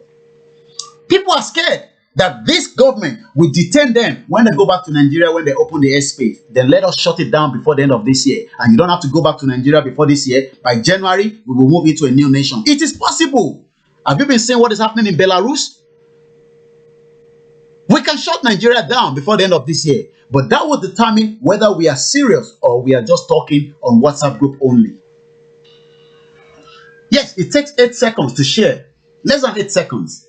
But yet, people would rather say, as we talk like this now, I can go back and look at somebody's page, which I'm doing right now.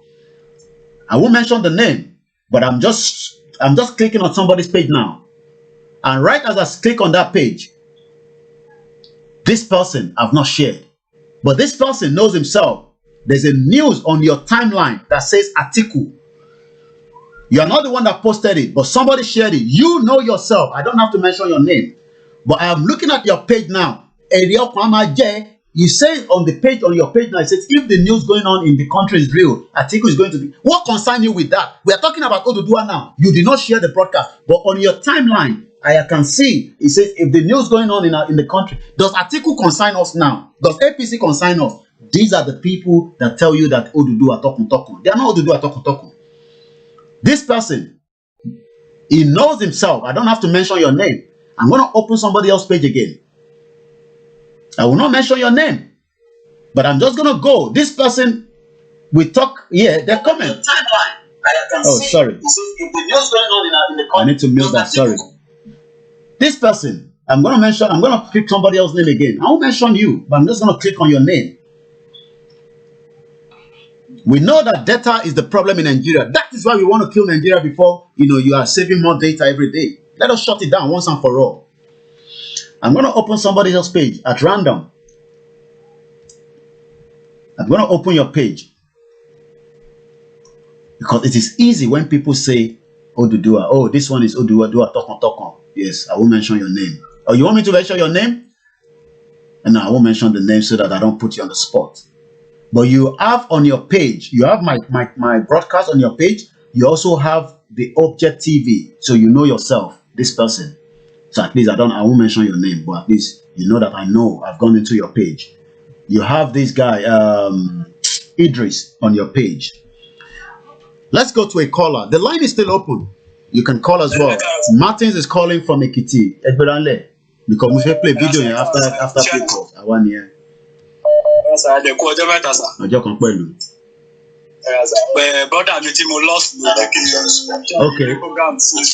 Okay. All right. No process. So, mo ṣe ń fi better news. Ọlọ́run foríjì wọn. Sir. So, gẹ́gẹ́ bí nǹkan tẹ́ ń sọ, my brother, bá advice ní sà, ẹ máa mi measure wọn tó bá ti jẹ́ betrayal ẹ̀rí wa. Ẹ máa mi measure orúkọ wọn ká lè máa mọ̀ wọ́n. Ṣé rí ọ̀rọ̀ Odùduwà kì í ṣe nǹkan tá lè máa fi pamọ́ o? Ẹ gbàgbé pàkídé o. But àwọn èèyàn fi ń pamọ́. That's the problem. People don't want to share the broadcast because they are scared of this shit old country called Nigeria government. They don't want to share the broadcast. They are fearful. Ẹ̀rù bà wọ́n. Ẹgbẹ̀ránlẹ̀, Mr. Martins. So, okay, èèyàn tẹ ló lè máa ṣe orúkọ bẹ́ẹ̀ tẹ bá announce orúkọ ẹ̀ ká mọ̀ ká lè máa mọ̀ nǹkan tá a fẹ́ ṣe ká mọ̀ irú ìgbésẹ̀ tá a lè gbé sí ọ̀rọ̀ ẹ̀. Ẹ̀rù ń bà ní sẹ́ẹ̀, ẹ̀rù ń bà wọ́n. Èèyàn tí ó bá ti rẹ̀ jẹ́ àtijọ́ ẹ̀ Odùduwà, step aside, not anybody. Mr. Samuel is asking, why are the mega churches not interested? I can't imagine that all of them are quiet. This is hypocrisy. I totally agree. That is the major problem because I need NASA. Ṣẹ́rí mi mọ̀ bóyá lísì sí ọ́díò kan tí mo sẹ́ẹ̀dì sí ní Friday night. Program ta ṣe ṣọ́ọ̀ṣì ní sà. Ọ̀rọ̀ Fúlàní Haúsá la ṣe fi ṣe prayer throughout. So àwọn pásọ̀ yẹn gangan ni main pásọ̀ méjì tá a fèsì nílẹ̀ Yorùbá sí. But to me, mi mọ̀ kan tó lè stop àwọn pásọ̀ yẹn láti pé kán support kìíní o. Ṣé ó dìgbà tí àwọn people bá pa everybody tán sí? Okay. Ṣé ó dìgbà yẹn sí? Ó dìgbà tó bá pa everybody tán. Mo wá ní lísì sí program tá a ṣe tí mo send sí yẹn audio tá a ṣe rí ọjọ́ yẹn. Àdúrà tá a ṣọ́ọ̀ṣì nìyẹn tó rà.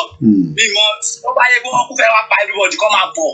Èmi tèmi, I don't fear any one of them. If you are scared of sharing the broadcast, then what do you want somebody like me to do that is out there every day?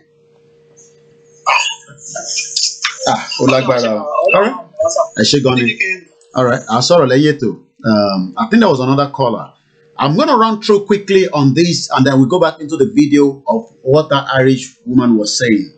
Mofito Watawa Kima Mawa Fumi Royal is watching on Instagram. Mofito Watawa Kima Mawa Moji Adesoya. I think I had another missed call. Let's go straight into this caller. +336. Are you all now scared of this government? I don't understand. Egberanle, orúkọ yín bulletin pè wá. Hello. Ẹ káàárọ̀ sà, orúkọ yín bulletin pè wá. Okay, all right, I saw it later to buy the private call. All right. So, that's fine. People are just not ready. Thank you very much, my brother. Mamawa Oluwakemi Egberanle. Ẹ bá wa mute the background yẹn. Ẹ káàárọ̀ láti Egypt. Ètò nìyẹn. Láti Egypt mo ti pè. Ẹ wo, wọ́n ní ká gúnyán nínú odó ká wẹ̀fọ́ nínú epo ẹ̀pà ẹni bá máa yọ ayọ̀. Àwọn tí wọ́n sign, tí wọ́n jẹ post, tí wọ́n share link yìí. Gbogbo olórí burúkú ọmọ Yorùbá ni wọn kò sí bá ṣe máa bí ọmọ tí kò ní sọmọ àlè bẹ́ẹ̀, àwọn ọmọ àlè Yorùbá yẹn. Nítorí tó bá jẹ́ pé àwọn ọmọ wọn ni wọ́n ń pa yẹn, wọ́n á ṣe wọn ò ní bẹ̀rù. Wọn ò ní bẹ̀rù láti ṣe ẹ̀. But wọ́n sì ń rí tọ́rọ́ kọ́bọ̀, wọ́n sì ń pé 1,000 lé wọn lọ́wọ́. Kò lè jẹ́ kí wọ́n ṣí ẹ̀. Kò lè jẹ́ kí wọ́n ṣí ẹ̀. Ojú ti pé 1,000 tí wọ́n ṣì ń gbà yẹn. Níjọ́ wo ló fẹ́ gbà dà? But tó bá ti pa ìyàwó èèyàn kan nù wọn, àtàwọn lára. Tó bá pa àbúrò kan nù wọn lóko, àtàwọn ní ara láti pín. Because ìjọ́ wo la fẹ́ continue gbogbo eléyìí? How long? Lórí destination. How long? Destination mo mọye thousands of people. Millions of people tó wà lórí group yẹn tí ó ti pé wọ́n ń pín owó ń bẹ̀. Ó ṣe jẹ́ pé àwọn ọmọ Yorùbá yìí ni ṣá all the time. Àwa à ń tọrọ bára yìí tá a máa tètè pín Nàìjíríà olúkálukú máa wà òkè. Ìjọ la fẹ́ ṣe yẹn dá. Ọmọ aláṣọ wá. Good morning, my sister Ellen. Welcome on board. Okay. Ìjọ la fẹ́ ṣe gbogbo eléyìí dá. Okay. Ṣé ọ̀ntí tá a bá tó máa mú ẹgbàá lura wa ní àbí báwo? Okay. Ẹ sọ̀rọ̀ 2023. Ẹ jẹ́ kí no, go out there. 2023 ká tó ní Nàìjíríà tó pín lágbára Ọlọ́run láṣẹ tètè máa. Bẹ́ẹ̀ni, he must pín ni. Yeah, by fire by force. By fire by force. God no, I'm not going to Nigeria the next time I'm going home. I'll be going to the dual nation. Ẹ ṣé gan ni. Ẹ ṣé Èdùmàrè. Ẹ ṣé gan ni. Thank you very much. Thank you. Ẹ ṣé gan ni. Thank you, sir. Láti Egypt, mo rí pé òòṣà ó ń pè mí bí a kò mọ̀ pé ẹnu kò tẹ̀lé tí wọ́n mọ̀ náà. But let me just see what is going on. It was a conference call, so I'm not sure. Okay, definitely it's a different thing entirely. All right, let's. There's something that was sent to me. Make we just hear this.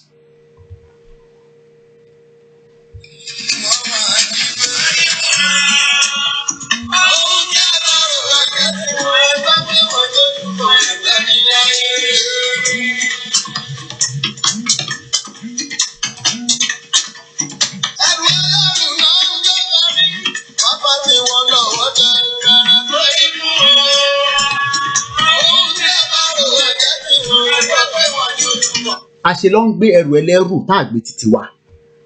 Ẹrù ẹlẹ́rù là ló ń gbé àgbé tó jẹ́ tọ̀dọ̀ tiwa.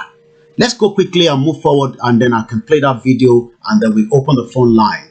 The topic this morning is, why do some Yorubas still believe in one Nigeria? Let's go straight to Ondo. Lẹ́yìn kọ́ọ̀lì yìí ànígbépè kankan mọ́ tí máa fi parí ìtànsọ yìí ká tó wá play video yẹn. Gbéranlẹ̀ láti Ondo, Ọmọlúkà bá mi dá sétò yìí sẹ́yìn. Kí ló dé tí àwọn ọmọ káàárọ̀ òjìrè sì ń sọ pé àwọn fẹ́ one Nigeria? Kí ló ń fẹ́ gan nínú one Nigeria? Ẹ ti parí ọ̀rọ̀. Kò sí mọ́ ṣe máa ṣe ń gbọ́ mi. Kétékété.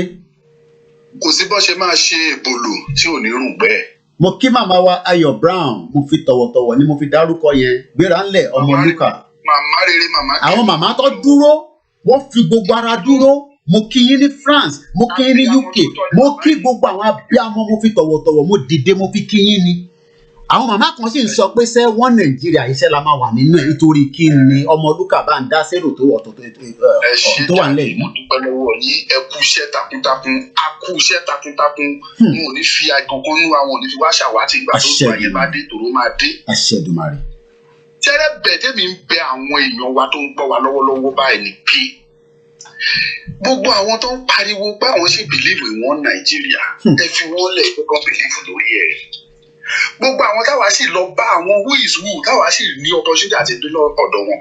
Ní tán sọ fún wa ni pé tí Yorùbá bá ní 15% tó dẹ̀ fi ìmọ̀ ṣọ̀kan tó ready for this cause, we will achieve our goals. Okay.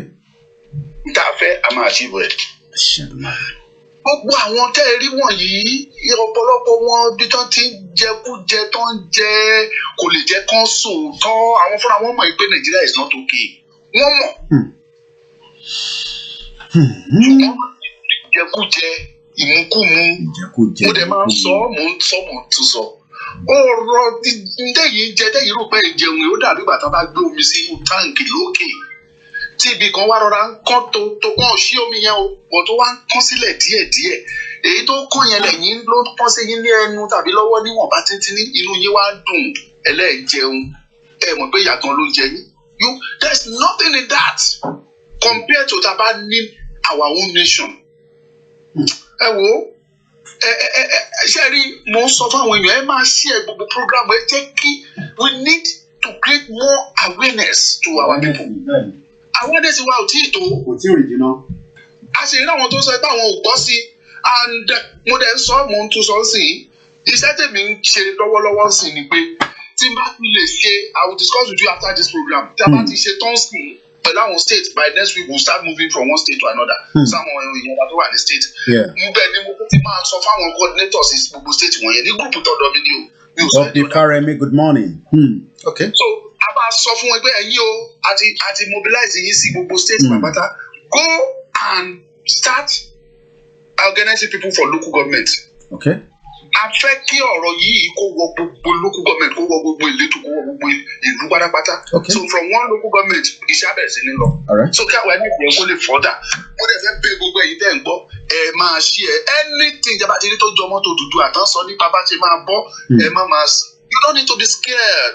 Ẹ máa ṣí ẹ jẹ́ kó lọ. Okay. Wàá tún pè padà before kẹ́tò tó tán òṣègùn ẹ fi ṣe sùúrù mo fi tọwọ́tọwọ́ yes Akínọlá Bọ́ládé.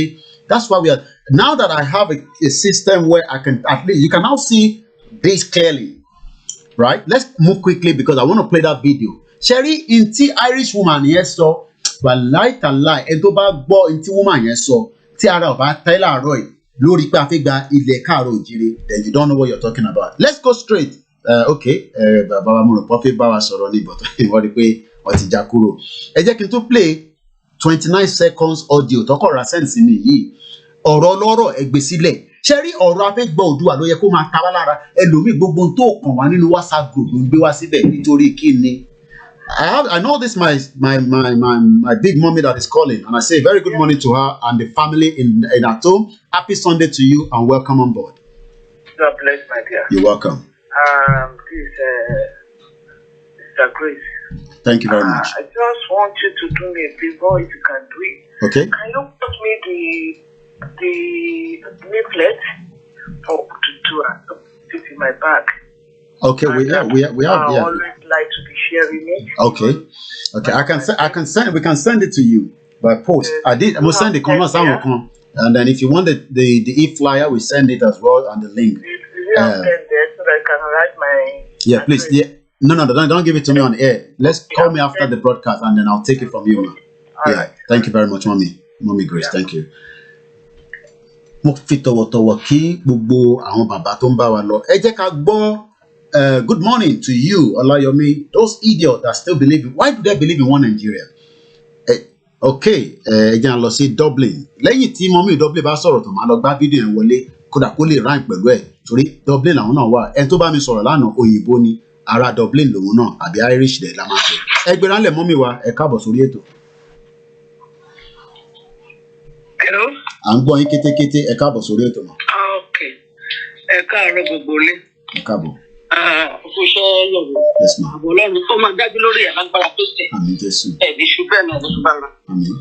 Ọ̀rọ̀ tí Victor Felix mo ti sọ̀rọ̀ yẹn náà before. Ṣé ẹ ráwọn tó wà ní rural area wọ́n pọ̀ ju àwọn tó wà ní gbangba?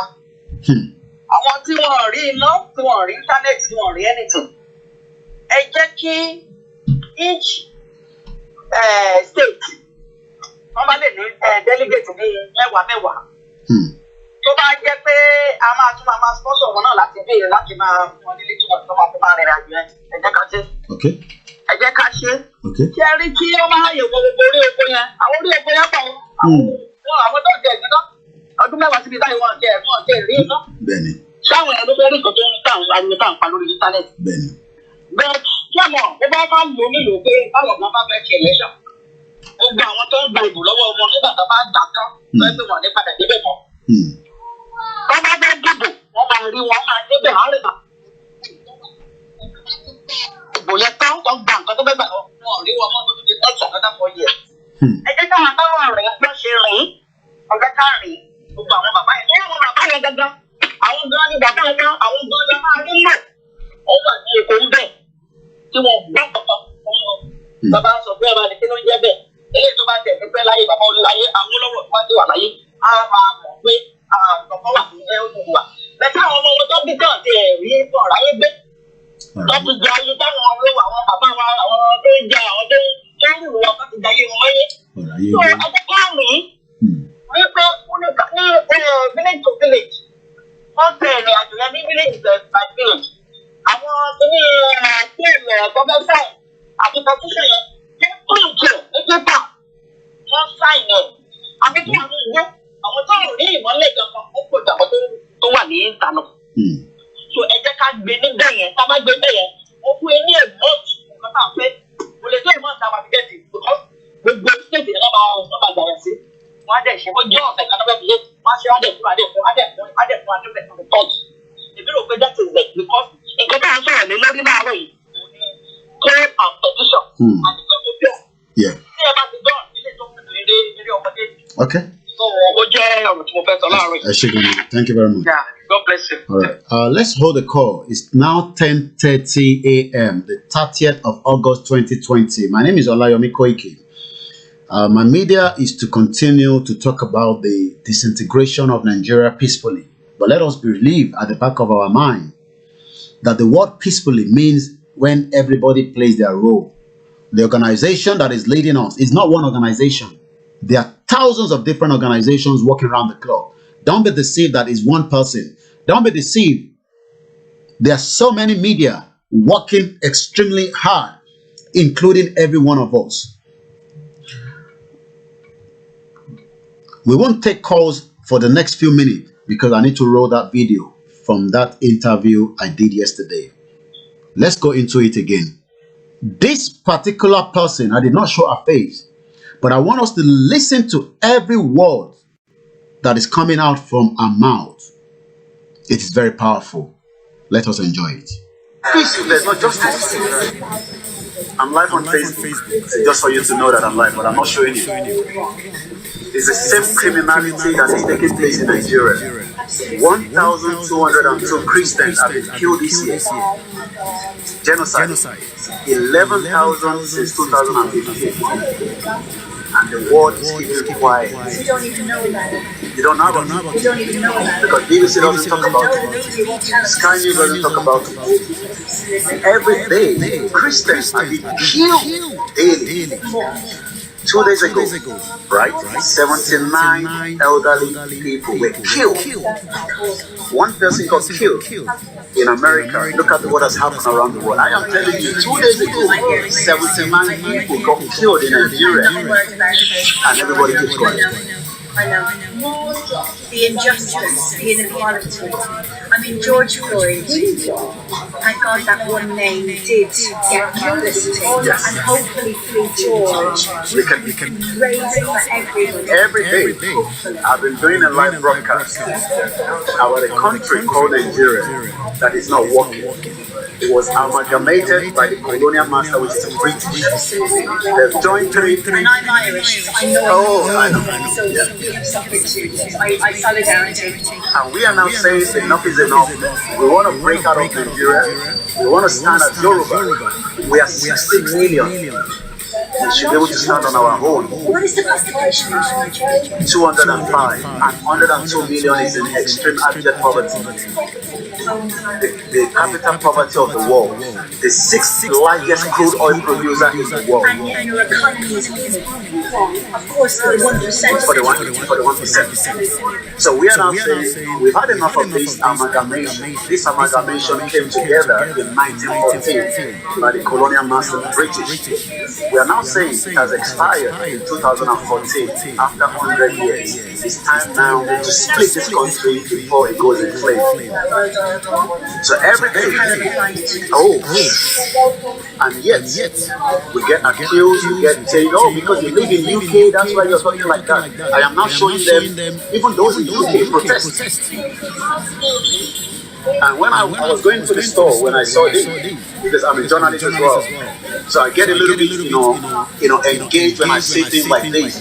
Because until we have peace, until we have justice, there will not be peace. It doesn't matter whether it's Great Britain, it's America, it's France, it's Germany. As long as there's injustice around the world, people will come out and fight whatever way they can. Yeah, but how many, look, genocide is taking place in Nigeria.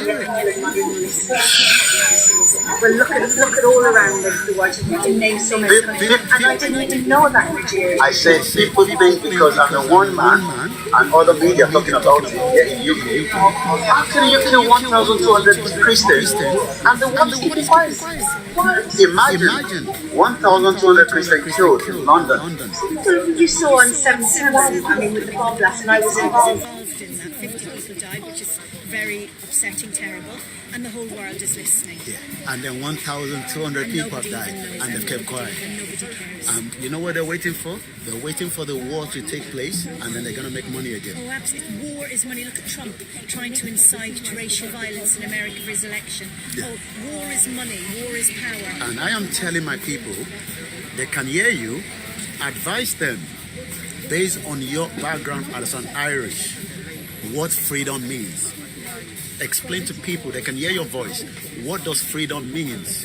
Well, in Ireland, we obviously have we booted the British out of the Republic of Ireland. All right, repeat that again. I want to hear that quickly. Well, we booted the British out of Ireland, except for the 6 counties.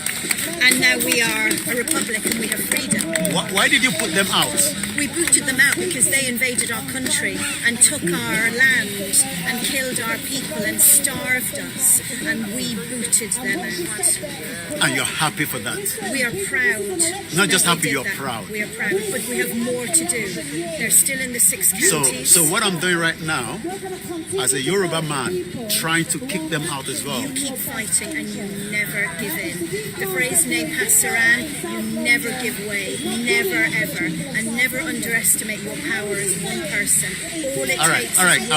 I want you to repeat that again. Never underestimate. Never underestimate the power of one person, of your power, of one individual. One individual can start a revolution. Keep going. Never give up. Never let the oppressor win. We are the many. I want to see the smile in my face. Yeah. We are the many. They are the few. We have the power if only we knew it. If we could only find the courage to stand up and fight, we would rule the world and we would save the world. Give them the final advice to my followers watching me every day, thinking maybe something is going wrong in my head. Give them an advice. Think about what you want to achieve. Do you want to achieve equality and safety? And you want to achieve it, and look around you at your brothers and sisters and your neighbours and know that there is more good than bad in the world. And if you go and join hands with your neighbour and your neighbour joins hands with their neighbour and you stand up together, you can succeed in anything that you want to. And the majority of this world are not greedy and are not bad. The majority of us want to live in peace and harmony and be respectful to this planet. We can win if we stand together. You must find that shred of confidence in yourself, that shred of courage, because we are afraid to stick our head up above the parapet. But you must find that little shred of courage and join hands with your neighbour and do it in unity. Nobody is asking you to stand alone, but if you stand with your neighbour one by one by one by one, until we are 1 million, we can do it. Finally, before I go, the final one. We're having a peaceful rally on the 1st of October. Advice to those that are thinking, I don't have to come out. I'm a Nigerian. I live here. Nothing will change. If you sit at home worrying, afraid, angry on your own, you will stay angry, afraid and lonely on your own. Come out and join hands with your brothers and sisters. Join hands with your comrades and let's change it together. We have to stand together to win. And if you think as one person you cannot make a difference, you are wrong. Think of all the greats through history. Think of Martin Luther King. Think of Rosa Parks. Think of all of the greats. Think of all Nelson Mandela. Think of all of these phenomenal individuals. Rosa sat down and changed the world. We're asking you to stand up, hold hands and change the world. Merci beaucoup. Thank you very much. Wow. I couldn't have given you more this afternoon. And I hope this alone will encourage everybody to come out on the 1st of October, where we have started what will change the world. As you can see, right? They are there only to keep the peace of what is happening behind me. And more people are taking pictures as well, you know, you see. This is the way we want a Yoruba land to be, an Oduduwa nation, where people will have access to come out.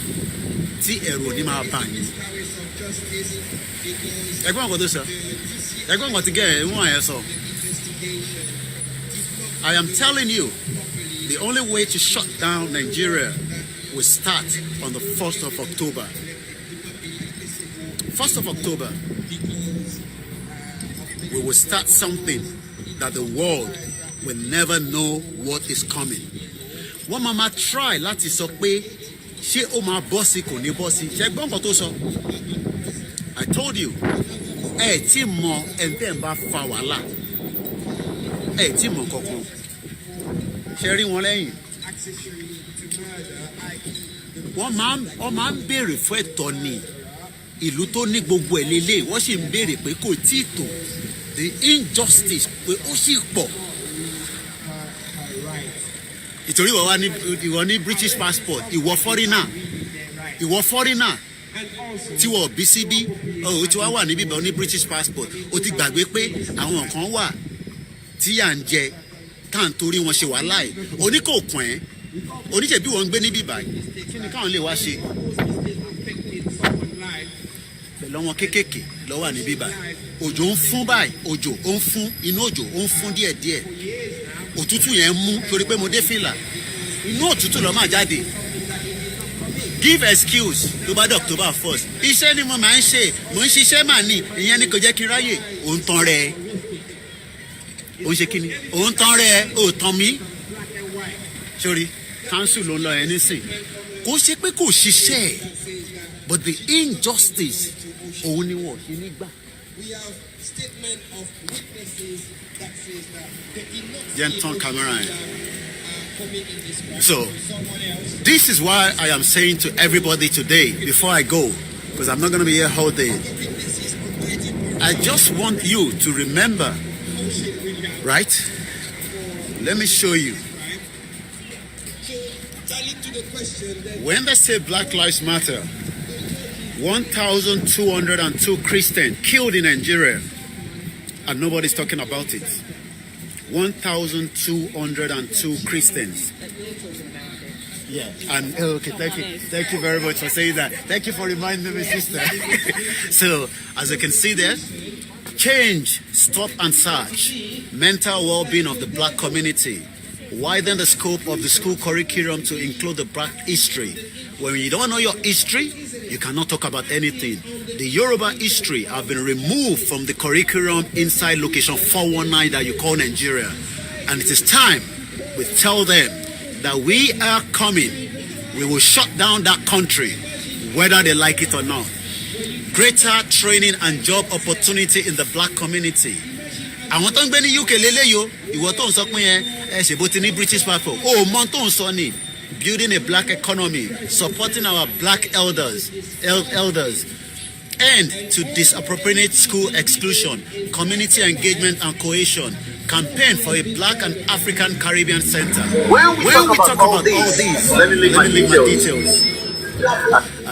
And I'm just going to come back onto the screen and I say very good morning once again. The phone line is open, but I had a few missed calls. I'm going to call them back. And that was yesterday.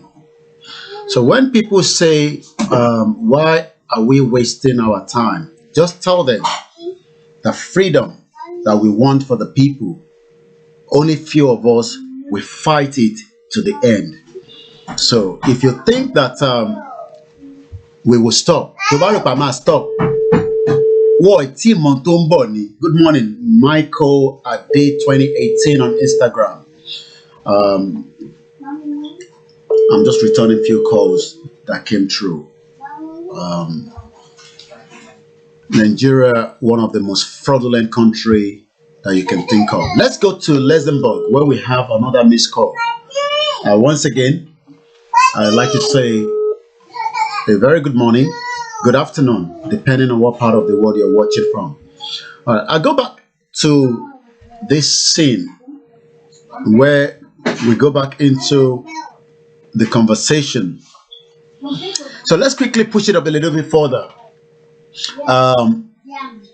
Malta 11, Cyprus 11, Switzerland 10, Ukraine 10, Norway 10, Poland 9, Equatorial Guinea 9, Denmark 8, Kuwait 8, Gabon 7, Thailand 7, Uganda 7, Senegal 7, Sierra Leone 7, South Korea 6, Bahrain 6, Greece 6, and we have a caller that is coming through. A very good morning or good afternoon. Ekaro, welcome on board. Yeah, I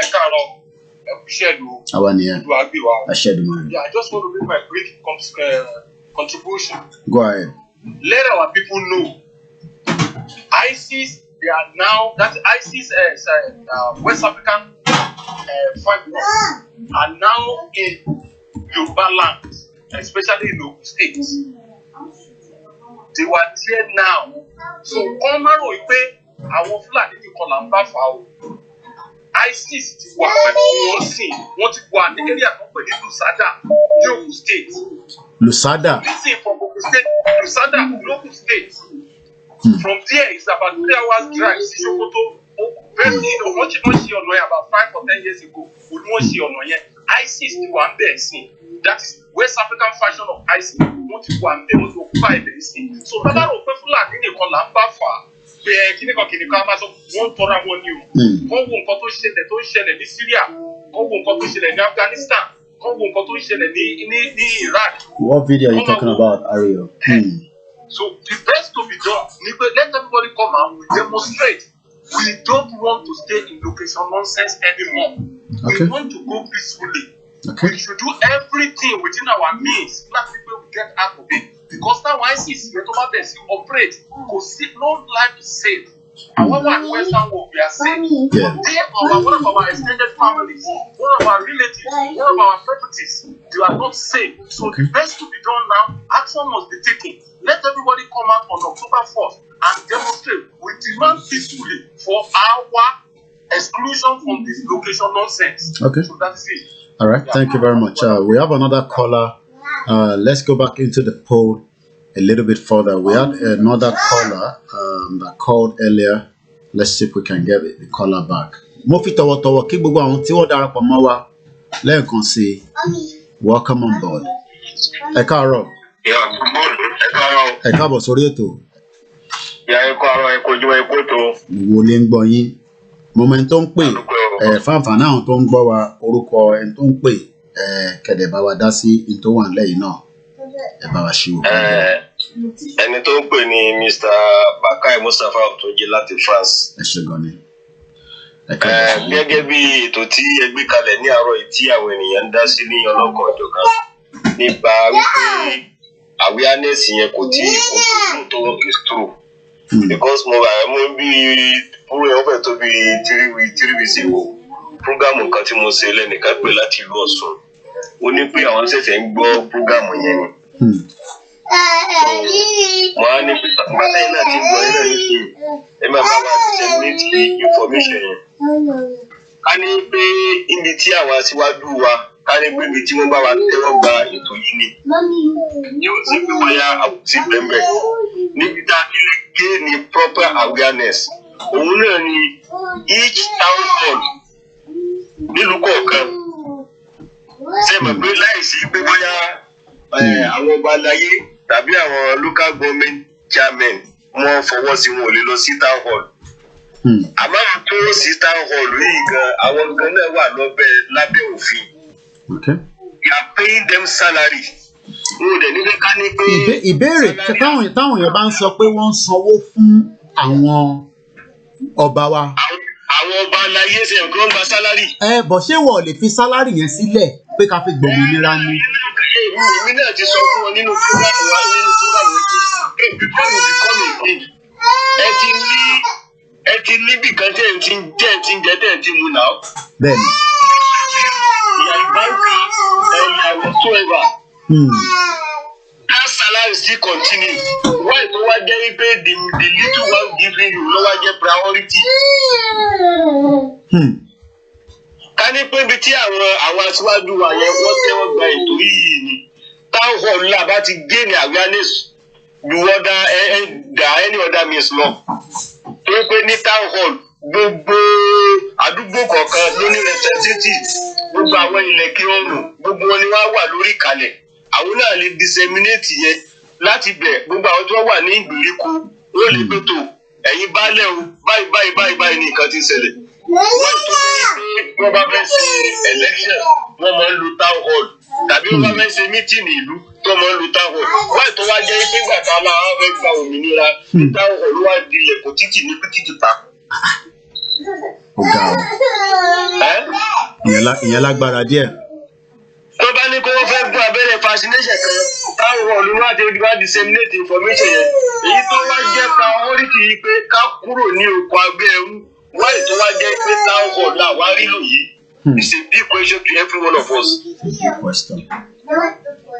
Kí ló dé tà wá rí town hall lò náà rí lò tó fi jẹ́ pé níbẹ̀ láti lè máa disseminate information yìí pé tó ẹ̀yin èèyàn wá o báyìí ní ìṣẹ̀lẹ̀ o ẹ jẹ́ ká dìde ẹ jẹ́ ká ṣera wa lẹ́yìn kan ká kúrò ní oko ẹrú town hall náà rí lò yìí o. Àwọn ẹni tí wọ́n ṣáájú fún wa àwọn gan fọwọ́ lẹ́rán. Wọ́n mú kọ́kọ́rọ́ town hall wọ́n dì í mọ́wọ́ wọn ò rìlíìsì ẹ̀. So kò jẹ́ ohun tí. Ẹ ṣé gan ni alágbè. Gbogbo ibi tí gbogbo àwọn ọba aláyé yẹn tí wọ́n ti ń ṣe ìpàdé tí wọ́n èmi ò rí kí wọ́n tẹ̀ dá ọ̀rọ̀ town hall ọ̀rọ̀ àgbà òmìnira yìí mi ò rí ẹnìkan kan wọn tó sọ. Wọ́n ṣe prógámù kan ní Ṣakí níjọ́ Friday.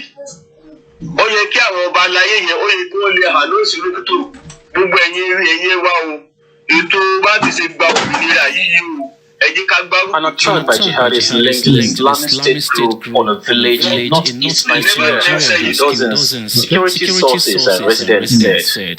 Ẹ ṣé gan ni. Fighters believed to be. No problem. All right. Ẹ jẹ́ ká máa bẹ́ tó ní ṣó. Okay, Ọlọ́run á kún wa lọ́wọ́ o. Àmín. Once again,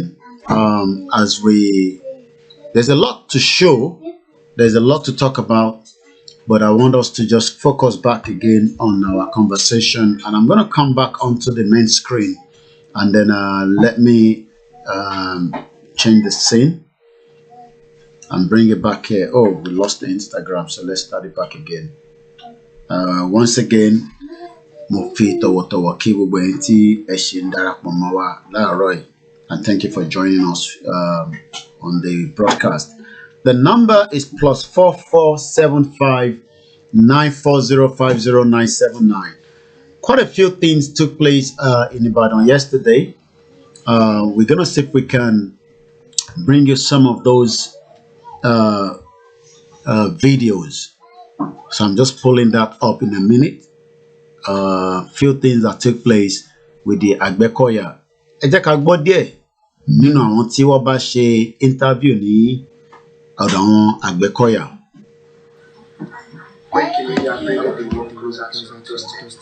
Àti wà ní ìlú Ọ̀nù Àjìgàdì láti meet àwọn ẹgbẹ́ Agbecoya tí wọ́n pàdé tó fi ibùgbé ṣe tó fi ọ̀mí àpáta ṣe ibùgbé. A ní oore ọ̀fẹ́ láti meet alága Agbecoya. Ẹ káàárọ̀ bàbá wa. Ẹ káàárọ̀. Ẹ jọ̀ọ́, kí ni orúkọ yín àti kí ni ipò yín nínú ẹgbẹ́ Agbecoya àti àwọn nǹkan tí ẹ ti gbé ṣe àti nítorí kí lẹ fi dá ẹgbẹ́ Agbecoya sílẹ̀? Ẹ ṣé. Àkọ́kọ́ náà orúkọ mi ni Ganiyu ọmọ méjì Ògúngbàyè. Ẹgbẹ́ Agbecoya ó jẹ́ ẹgbẹ́ ilẹ̀ Yorùbá tí àwọn bàbá wa ti ṣe. Àwọn ẹgbẹ́ yìí wà fún kí àwọn jẹ́ ọmọ Yorùbá rárá. Ó sì wà fún pé kí ọmọ Yorùbá lè wà ní ìṣọ̀kan. Àti pé bó bá ṣe ń gbọ́ lọ́tún lósì tí àwọn ẹlẹ́yà kan tí wọ́n fìyà jẹ àwọn èèyàn wa làní tó àjòlè dòdòdò onílé má relé akọwọ. Àjòlè dòdòdò onílé má relé. A gbọ́dọ̀ dúró gẹ́gẹ́ bí àwọn bàbá wa ṣe dúró. Bàbá wa Tàfà Adéoyè, òun náà ni àwọn bàbá tí wọ́n dúró pẹ̀lú àwọn yòókù ńgbà náà lọ́hùn tí wọ́n jagun Àgbákọ̀yà Ìlájàyè nítorí wípé àwọn ìjọba wọ́n fẹ́ máa fi ìyà jẹ wọ́n nítorí ìwé ilé ọ̀nù ìwé ilé. Àmọ́ ní ọwọ́ tá a wà yìí ó ti di pé Yorùbá fẹ́ máa lọ sẹ́yìn ní gbogbo ìlú Nàìjíríà yìí tí inú gbogbo ọmọ ilẹ̀ Yorùbá ò dẹ̀ dùn sí.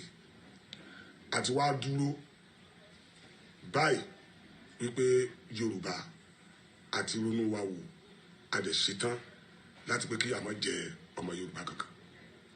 Ẹ ṣé bàbá wa, lórí bí pé kí a má jẹ ọmọ Yorùbá àkọ́kọ́ tí ẹ sọ ẹni máa ti bẹ̀rẹ̀ ọ̀rọ̀ mi. Àwọn ìgbésẹ̀ wo ni ẹ ti ń gbé ní àárín yìí?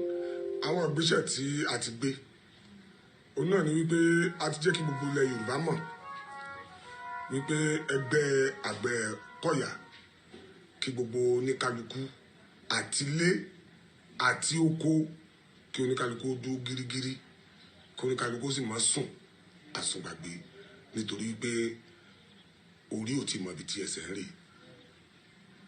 Ẹ ṣé bàbá wa, ìbéèrè mi lẹ́ẹ̀kan sí lórí pé kí a má jẹ ọmọ Yorùbá tí ẹ sọ pé ẹ ti ń ṣe ìgbésẹ̀, kí ló dé tí ó fi jẹ́ pé àsìkò yìí ni ẹ ṣe bẹ̀rẹ̀ sí máa gbé ìgbésẹ̀ yẹn àbí ẹ ti ń gbé tẹ́lẹ̀? Torí tí a bá wò nísìn onírúurú nǹkan ló ń ṣẹlẹ̀ káàkiri gbogbo ilẹ̀ káàrọ̀-ò-jíire, pàápàá jùlọ fún àwọn tí ó ń dá àwọn ọmọ wa láàmú tí wọ́n pa wọ́n nínú oko tí wọ́n ń rèpù wọn tí ò dẹ̀ sí ìgbésẹ̀ kankan tí àwọn ìjọba wa ti gbé. Ànígé nǹkan tí ẹ̀yin tí ẹ jẹ́ ẹgbẹ́ Agbecoya náà tí ẹ ti gbé ń bẹ̀, kí ni ẹ lè rí sọ sí àárín ọ̀ kí ló ń fa àwọn ìdílé yẹn? Ẹ rí i pé ní ẹ jẹ́ kí n mú láti ètò gbẹ̀yìn. Ẹ rí i pé láìpẹ́ yìí wọ́n ní wọ́n mú ẹnìkan tí ń pa àwọn èèyàn ní Akínyẹlé. Wọ́n dẹ̀ mú wọn fà léjọba lọ́wọ́. But sí ìyàlẹ́nu wa àtúgbọ́ pé ẹni yẹn náà ọbọ ní àhámọ́ ìjọba. Kò sí olè lè jàgbá kọ́mọ́ sí ní ojú fèrè. Ọ̀pọ̀lọpọ̀ àwọn èèyàn ni wọ́n ń da àwọn èèyàn wa láàmú. Àwọn adẹran àgbẹ̀ làwa.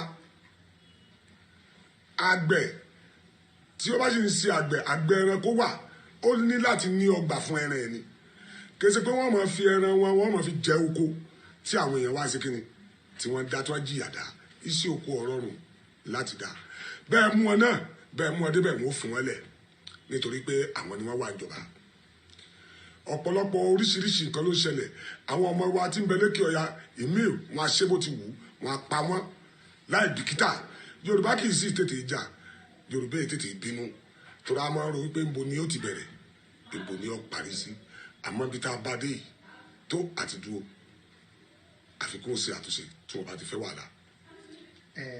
ẹ ṣé bàbá wa kí n tó tún tẹ̀síwájú ẹgbẹ́ Àgbẹ̀kọ̀yà mélòó ni wọ́n mélòó ni ẹgbẹ́ yín.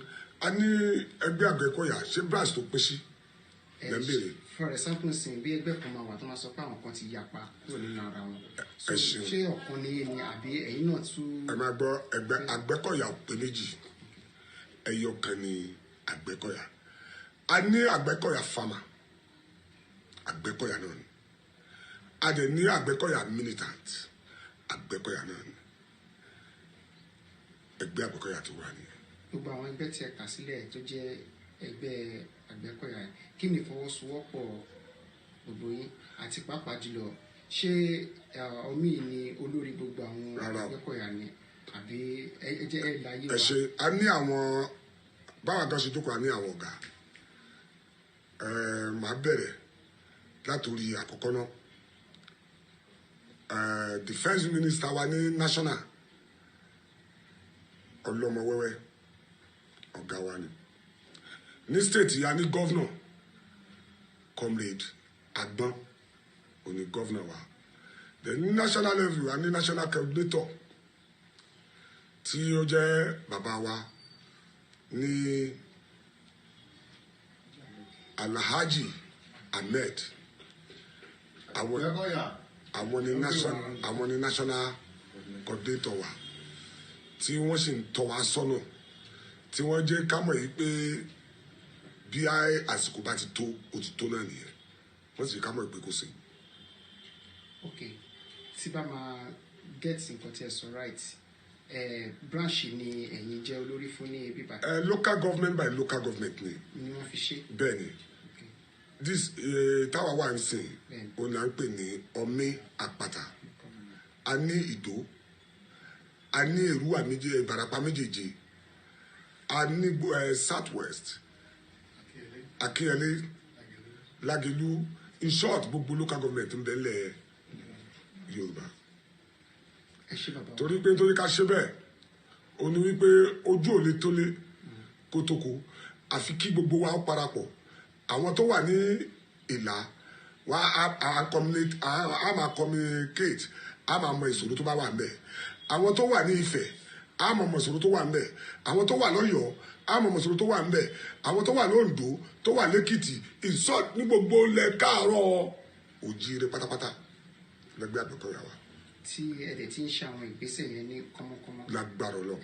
ok ní àfikún kí ni ìfọwọ́sowọ́pọ̀ yín pẹ̀lú ẹgbẹ́ àwọn bíi ẹgbẹ́ OPC àti ẹgbẹ́ bíi Gani Adams Ààrẹ Ọ̀nà Kakanfò àti àwọn Sunday Igboho kí ni ìfọwọ́sowọ́pọ̀ yín láti lè tètè ṣe ìgbésẹ̀ torí gbogbo àwọn ènìyàn lórí mídíà sáré sọ pé wọ́n sọ pé àwọn ilé ẹgbẹ́ OPC àwọn ilé ẹgbẹ́ Àgbẹ̀kọ̀yà àwọn ẹgbẹ́ Ìgbádà Ìpòdò Bàbá Ṣàsùn pé wọ́n dẹ̀ lajú sílẹ̀ gbogbo tó dẹ̀ ń ṣẹlẹ̀ yìí pàápàá jùlọ ohun tí ó bá àwọn èèyàn ní ẹ̀rù jùlọ ni àwọn ìròyìn tó ní wọ́n gbọ́ ní Òkè Ògùn ní ẹnujọ́ mẹ́ta yìí kí ni àwọn ìgbésẹ̀ tí gbogbo ẹ̀yẹn ẹgbẹ́ yẹn tẹ́ ń jàjà fún ọmọ ilẹ̀ káàrọ̀ jìrì àwọn ìgbésẹ̀ wo ni ẹ ti ń gbé tí ẹ bá lè dá mi lóhùn àwọn ìbéèrè yẹn. ẹ ṣe gbogbo ẹgbẹ́ tó wà OPC ni o OPC tí ẹ dárúkọ yìí ọmọ ìyá kan náà ni ọmọ Oòduà nìyà orúkọ ló yàtọ̀ àmọ́ lórí ìta ń bá lọ yìí àti OPC o gbogbo rẹ̀ pátápátá Àgbẹ̀kọ̀yà ni. ẹ ṣé bàbá wa lórí ti ọ̀rọ̀ Àmọ̀tẹ́kùn torí nígbà tí wọ́n máa bẹ̀rẹ̀ Àmọ̀tẹ́kùn náà tá a ṣe béèrè àwọn ọ̀rọ̀ lọ́wọ́ wọn lélẹ̀ bọ̀ kí ló wá tún ṣẹlẹ̀ tí ò fi jẹ́ kí ọ̀rọ̀ yẹn kó yí àwọn ọmọ káàrọ̀ jìrì mọ́ ẹ lórí ṣe ọ̀rọ̀ Àmọ̀tẹ́kùn. ẹ ṣe ìyẹn ìtẹ̀ simple ṣe rí lórí ọ̀rọ̀ Àmọ̀tẹ́kùn a lè lọ mú ọmọ tó wà ní skul níwọ̀n ìgbà tí èèyàn bá ti ṣetán láti fọmọ ọlọ́mọ ṣòfò àní wọ́n ń pa àwọn kan ẹ tún lọ máa kó àwọn ọmọ tí wọn mọ̀ ń pa àásọdẹ ni o àásègbà ni o ẹni wọ́n wá sàmọ̀tẹ́kùn ẹni wọ́n máa lọ sórí mídíà sí wọ́n máa lọ sórí kọ̀ǹpútà àgbẹ̀ ṣé mélòó lágbẹ̀ mọ̀ èyí tó wà ń bẹ̀ ni pé àwọn ọmọ tó ń pè ní tó ní àfẹ́ ṣe àmọ̀tẹ́kùn ọdẹ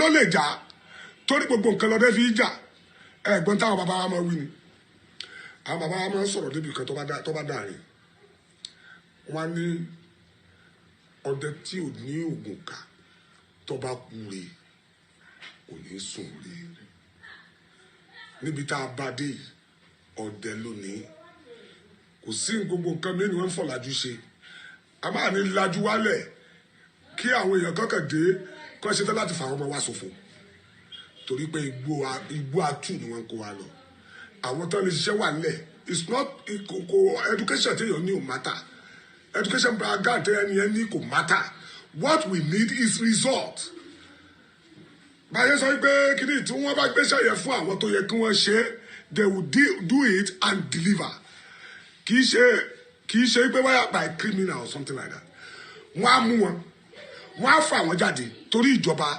olóṣì olórí fún gbogbo àwọn ilẹ̀ Nàìjíríà yìí á mú wọn á fà wọ́n lé ìjọba lọ́bọ̀ tí ìta máa kọ̀ tí kò ní tẹ́ wa lọ́rùn ò ní pé tá a bá fa èèyàn tá a rí mú tá a fà níjọba lọ́wọ́ tá a rí justice tí ẹni yẹn náà tó wá lu ẹsẹ̀ tó ń sọlẹ̀ forget about it a ti gbà pé tó a jẹ́ pé àwọn ìjọba wa gangan. Bàbá wa ẹ má bìlẹ̀ ṣáwọn nǹkan yẹn ò tí máa ṣẹlẹ̀ ṣe báyìí lórí pé ká fa èèyàn tí ó yẹ tó wà bàjẹ́ ká fà níjọba lọ́wọ́ kí ìjọba lè. ó ní àlàáfíà sọ fún yín sí pé irú nǹkan ṣẹlẹ̀ lẹ́nu mẹ́ta ẹ̀ because tá a máa pè ń jọba tó bá máa sọ nísìnyí wá ní ọlọ́pàá ọ̀rẹ́ aráàlú ni wọn tá a bá dẹ̀ mú yẹn tó súnmọ́ wa náà ni pé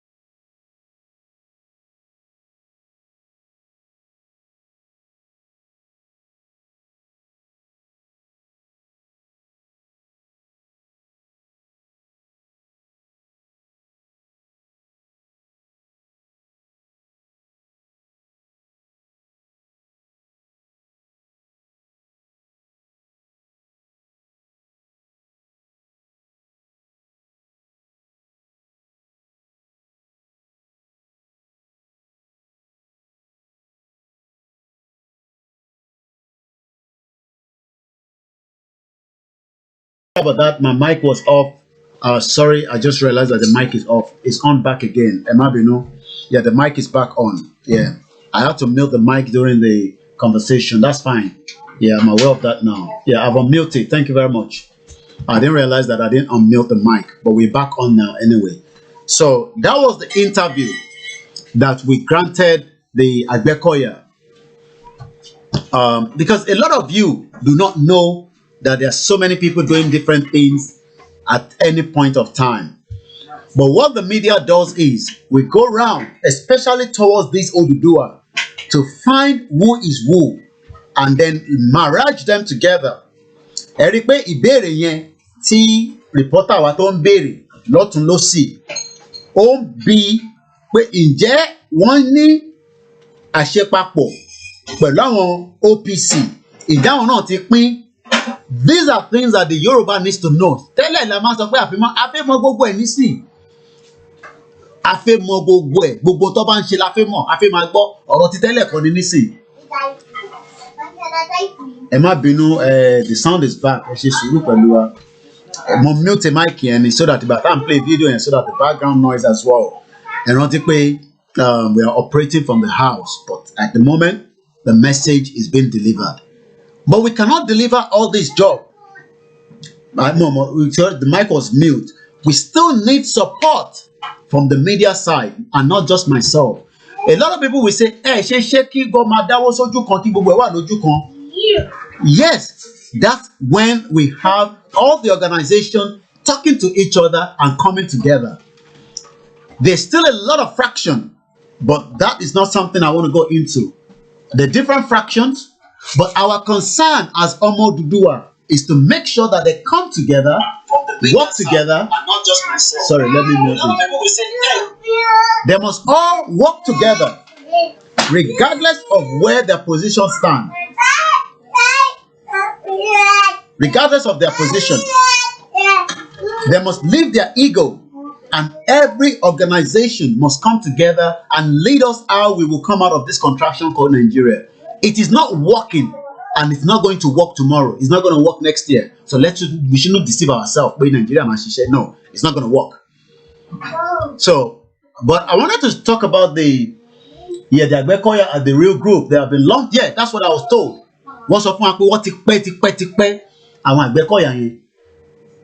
What I go on Baba wa I'm not too sure. I need to There's another video, but I'll leave that video maybe for tomorrow while we continue with the broadcast. But somebody did ask Eshema Mawa Yabo Tem Fi Emibalo. Elomiti did the lori broadcast here. Yeah, I read the comment. Mamawa Lasisi. Thank you very much. I read the comment, but sometimes so I want us to look at, somebody asked me to go and do a Google. So comments anymore, but I say anymore mujade. What are here? One can love check Google map to bring the place called Lusada Road in Ogun State. So what I'm going to do now, so we're going to go into that. It's called Lusada. One ICCT wa nínú ilé. Àwọn Agbecoya àtàwọn ẹgbẹ́ tó kù náà fẹ́ jà, àwọn fẹ́ bá wa defend. Ǹjẹ́ ìjọba Ọ̀yọ́ State Ṣèyí Mákindé àti gbogbo àwọn governor wa ní gbogbo Southwest, right? That's why people are saying that. Well, that's all I can get with the map. So I don't know whether it has any meaning to anybody, but this is part of what you want me to go and check. So, Anthony can check it. I don't know what the map is all about, but I'm told maybe this is Let's look at the satellite. Nigeria okay, we shall move there. Lusada Igbese Road. Ṣé rí pé igbó ó kún gbogbo bẹ́ẹ̀ gbogbo tẹ́ ẹ̀kọ́ ti ká ti ṣe rainforest ká ti protect bẹ̀ yẹn kí satellite máa zoom tá bá ti gba ọ̀dọ̀ tiwa káàárọ̀ òjíire tá ti gba ilẹ̀ wa. So what is happening to that guy that was arrested in Kogi? Okay, let's talk about that since it will be, according to what we know, it will be released on Monday from what we are told. So we are looking forward to Monday, which is tomorrow. That is Okweyemi. There's a lot of work going on. on it, but tomorrow it will be released tomorrow, and then that's all the information that we have at the moment. Once again, a very good morning to those that are still with us, watching us on different platforms. Please, I need to know how and what is going on. No. I need to know. This is a comment coming from YouTube. Please, I need to know how and what is going on in Accra, Ghana, so that I can take it up from there. Folari Jeremiah is my name. Folari, could you please get in touch with me on +4475 94050 The number is also scrolling on our timeline. So if I come there, you can see the number is there. It's on the screen. The +4475 94050 So send me a message, and then I will tell you more. I know our sister called earlier, so I'm gonna call her back now. Yes, people say they can't hear me. Okay, that's fine, but at least you can hear me now. Let's go straight to Mamawa Aderonke Tiwoti Petele. Hello, brother. Ẹ káàbọ̀ sórí ètò náà. Kí n tẹ̀ tó tẹ̀síwájú nínú ọ̀rọ̀ tí mo fẹ́ sọ. Ẹ jọ̀ọ́, mo ní orin kékeré kan tí mo fẹ́ kọ fáwọn èèyàn wa. Ẹ gbéra ńlẹ̀. Mi wípé ìmọ̀ràn mi fọ́mọ Yorùbá ni wípé ẹ dìde, ẹ múra èyí tẹ̀sùn tó. Ìmọ̀ràn mi fọ́mọ Yorùbá ni wípé ẹ dìde, ẹ múra èyí tẹ̀sùn tó. Ẹ̀yin ọmọ Oòduà, ẹ wò ó, ẹ jẹ́ ká bára wa sọ èyí tó jẹ́ òótọ́ ọ̀rọ̀. Láàárọ̀ yìí mo ti gbọ́ àwọn kọ́mẹ́ǹtì kọ̀ọ̀kan àwọn èèyàn kan ti tẹ̀síwájú. Àwọn èèyàn ti sọ̀pọ̀lọpọ̀ ọ̀rọ̀ wọn dẹ̀ ní sọ̀rọ̀ tán. Ṣé ẹ ti ń rí tẹ bá fi lè gbà pẹ́rẹ́? Tá a bá fi lè gbà pẹ́rẹ́ kí wọ́n pa wá lẹ́nu mọ́ lórí social media.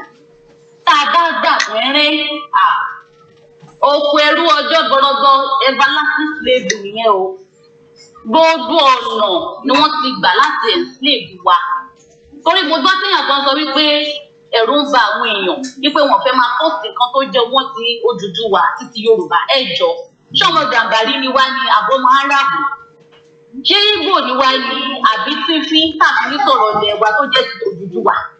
Wọ́n wá ń sọ pé ẹ̀rù ń ba àwọn wípé àwọn ò lè máa pọ́ọ̀sì, àwọn ò lè máa share, àwọn ò lè máa rìpọ́ọ̀sì everything tó bá ti jẹ́ ti Odùduwà pé wọ́n máa mú àwọn. Ẹ̀rín yín pa mí, ẹ̀rín yín ó pa mí. Ẹ jọ̀ọ́, ṣé ti fóònù tó rà fún yín ni àbí ti data tó rà sórí fóònù yín?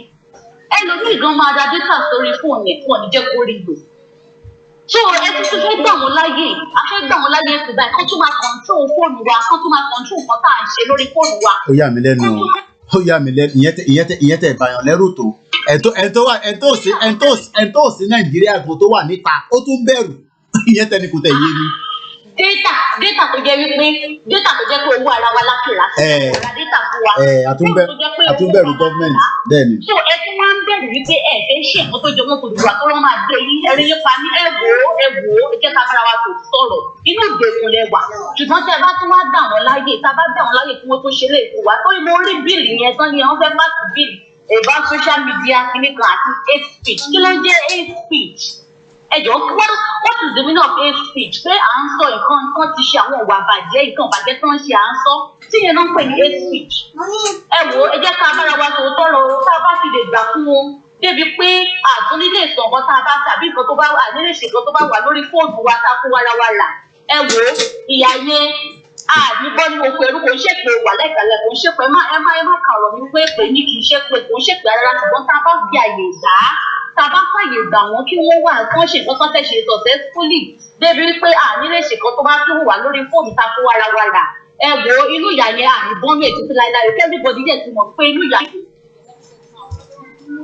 aláwọn sọ wípé 2023 kò gbọdọ̀ sí election of any kind of any form àfẹ́ election kankan ní 2023 tá a bá fi lè gbà kí election owó di 2023 ẹ jẹ́ kí gbogbo wa lọ mọ̀ wípé inú ìyá ni la máa kú sí kò ń ṣèpè reality ni èmi máa ń sọ bó bá ṣe rí ni o kò ń ṣèpè ayára so èmi ń rọ gbogbo àwọn ọmọ Yorùbá èmi ń rò wá ní pé ẹjọ́ ẹ má jẹ́ kẹ́rù bá wà á ti kẹ́rù kọ́ lé léyìí àwọn alálẹ̀ ti dìde àwọn onílẹ̀ ti dìde láti dàgbà yìí àsìkò ẹ̀rù kọ́kọ́ lélẹ̀ iṣẹ́ ní tí gómìnà kan àbẹ́nibọ́dì kò bá sọ̀rọ̀ kò bá dá sí ẹ fi wọ́n sílẹ̀ ní kò sọ pé tí Fúlàní tí ISIS tí àkédàgò bá pa àwọn fúnra lára wọn àwọn fúnra wọn gbọ́ ti mọ̀ pé àwọn ti kú lọ́wọ́ àwọn ọmọ Odùduwà fúnra wọn àwọn fúnra wọn tó ti mọ̀ tí ISIS àkédà tí ò bá ti lè pa wọn àti Fúlàní tí ò bá pa wọn àwa tó ojú Odùduwà tá bá gbalẹ̀ wa tán títí wọ́n ti bá wọn. So ẹ má jẹ́ ká dúró de anybody pé gómìnà kan ẹ̀jẹ̀ kan ọba ẹ má dúró de anybody ẹ jẹ́ ká fèsì nǹkan tó fèsì wa àwọn tó bá nígbà tí sọ̀pọ̀tì wa ẹ jẹ́ ká jáde pẹ̀lú wọn October 4th rádìí yẹn ẹ jẹ́ ká túyáyá síta ẹ jẹ́ ká jáde má jẹ́ ká bẹ̀rù kò sí nǹkan tó fẹ́ ṣe fún wa kò sí nǹkan kan àwọn onílẹ̀ ti dìde gidi gan ni o àwọn tó nílẹ̀ ti dìde o mo sọ àwọn Odùduwà àwọn ti dìde ní tó tẹ̀lé Odùduwà gan tó wọ́n ti dìde táwọn fẹ́ gbalẹ̀ yẹn padà kò dẹ̀ sí nǹkan kan tó máa sọ pé ká má gbà anybody tó bá sọ pé Amẹ́ríkà ẹ̀jẹ̀ wọn la máa fi ṣètùtù a máa fi ṣàtẹ̀gùn dé ilẹ̀ Odùduwà tá à ń lọ yìí ẹ má jẹ́ ká bẹ̀rù o ẹ jẹ́ ká dìde o ọ̀rọ̀ tèmi yẹn kò jù bẹ́ẹ̀ lọ ẹ máa bẹ́ tó bẹ́ẹ̀ gan. ẹ ṣé gan ni. Let's go into this article by Richard Akinjide, and this was Wednesday, September 13, 2017. So when people say, oh, Koiki Media, Gbedu, and every one of us, right? Ẹ jẹ́ kí a rán èyí tó kàn wá gangan. Ẹ jẹ́ ká tún gbọ́ audio ìdí ẹ̀ kékeré sí. It's 29 seconds. Okay? Caller kan tún pè. Ó ti ń gbóná lọ́wọ́lọ́wọ́ báyìí. Oya Egbedanle, the amalgamation of Nigeria was a fraud. September 13, 2017. Orúkọ yín bọ́lẹ̀ tí ń pè wá ẹ káàbọ̀ sórí ètò. Orúkọ mi lọ rẹ̀ mi mọ̀ pé láti France. Ṣẹ̀rí táwọn èèyàn bá pè mo fẹ́ kẹ́ gbóhùn yẹn sókè dáadáa. Torí in tá à ń sọ yìí in tó ń bàbá mo mọ̀ pé ó dùn yín bọ̀ tẹ́sẹ̀ wá ń lọ ohun yẹn bí èyí tó ṣẹ̀ jáde nínú yàrá ẹ mọ̀. Tí a bá ń sunkún voice kan máa seize ní ìlú. A máa seize ẹ má ẹ̀kọ́ seize bàbá wa rẹ̀ mú.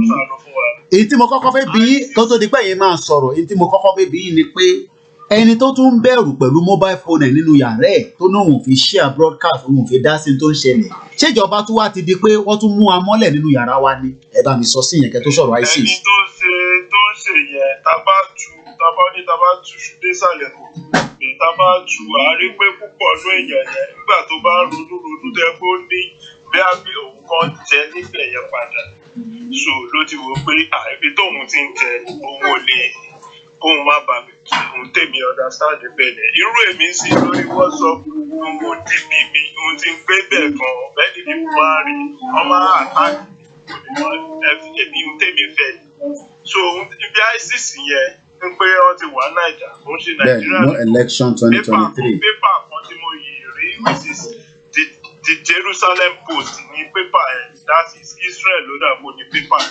Okay.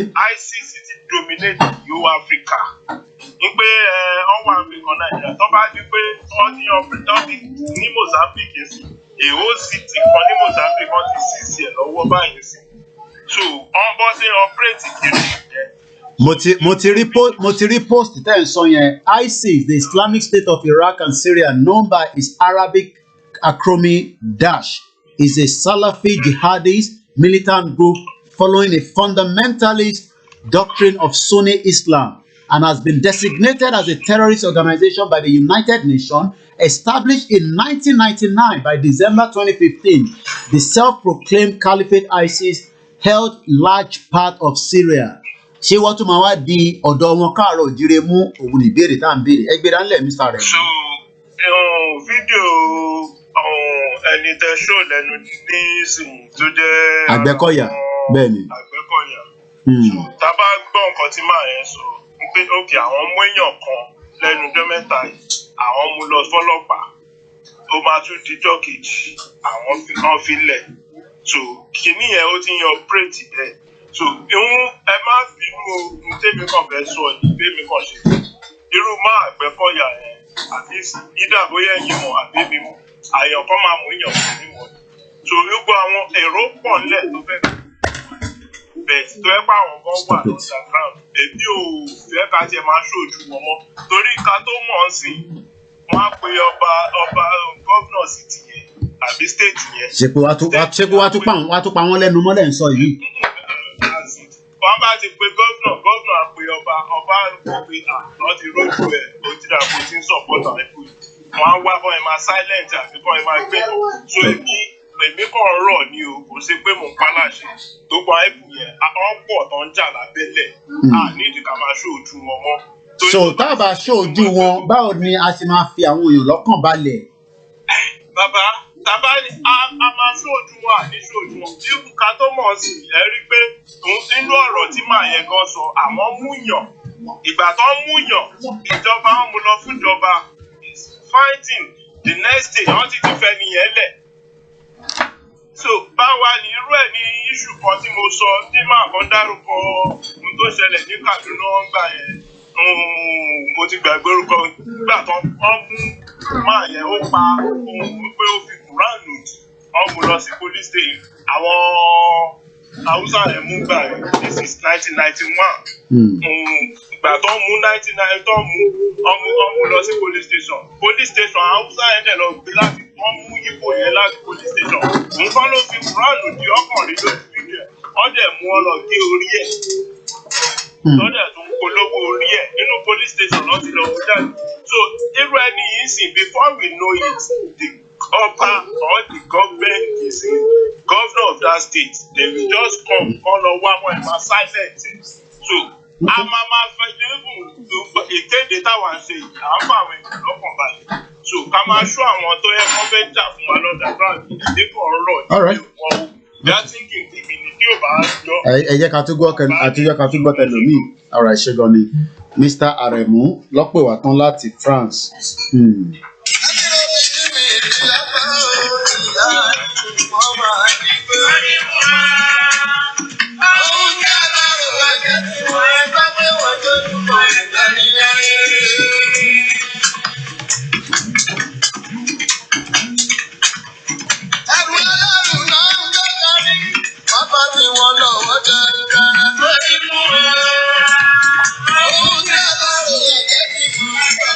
ẹrù ẹlẹ́rù òun là ń gbé ẹ jẹ́ kí a play fídíò yìí ná ẹ jẹ́ lọ mú fídíò yẹn jáde. Once again, a very good morning and welcome to those that have joined us so far. We are now on to the last 35 minutes of this broadcast and then we say a very good morning. Ẹ jẹ́ ká gbé kọ́ọ̀tù tó ń bọ̀ yìí ó yẹ gbéra ńlẹ̀ ẹ̀ tó ń pè wáyé.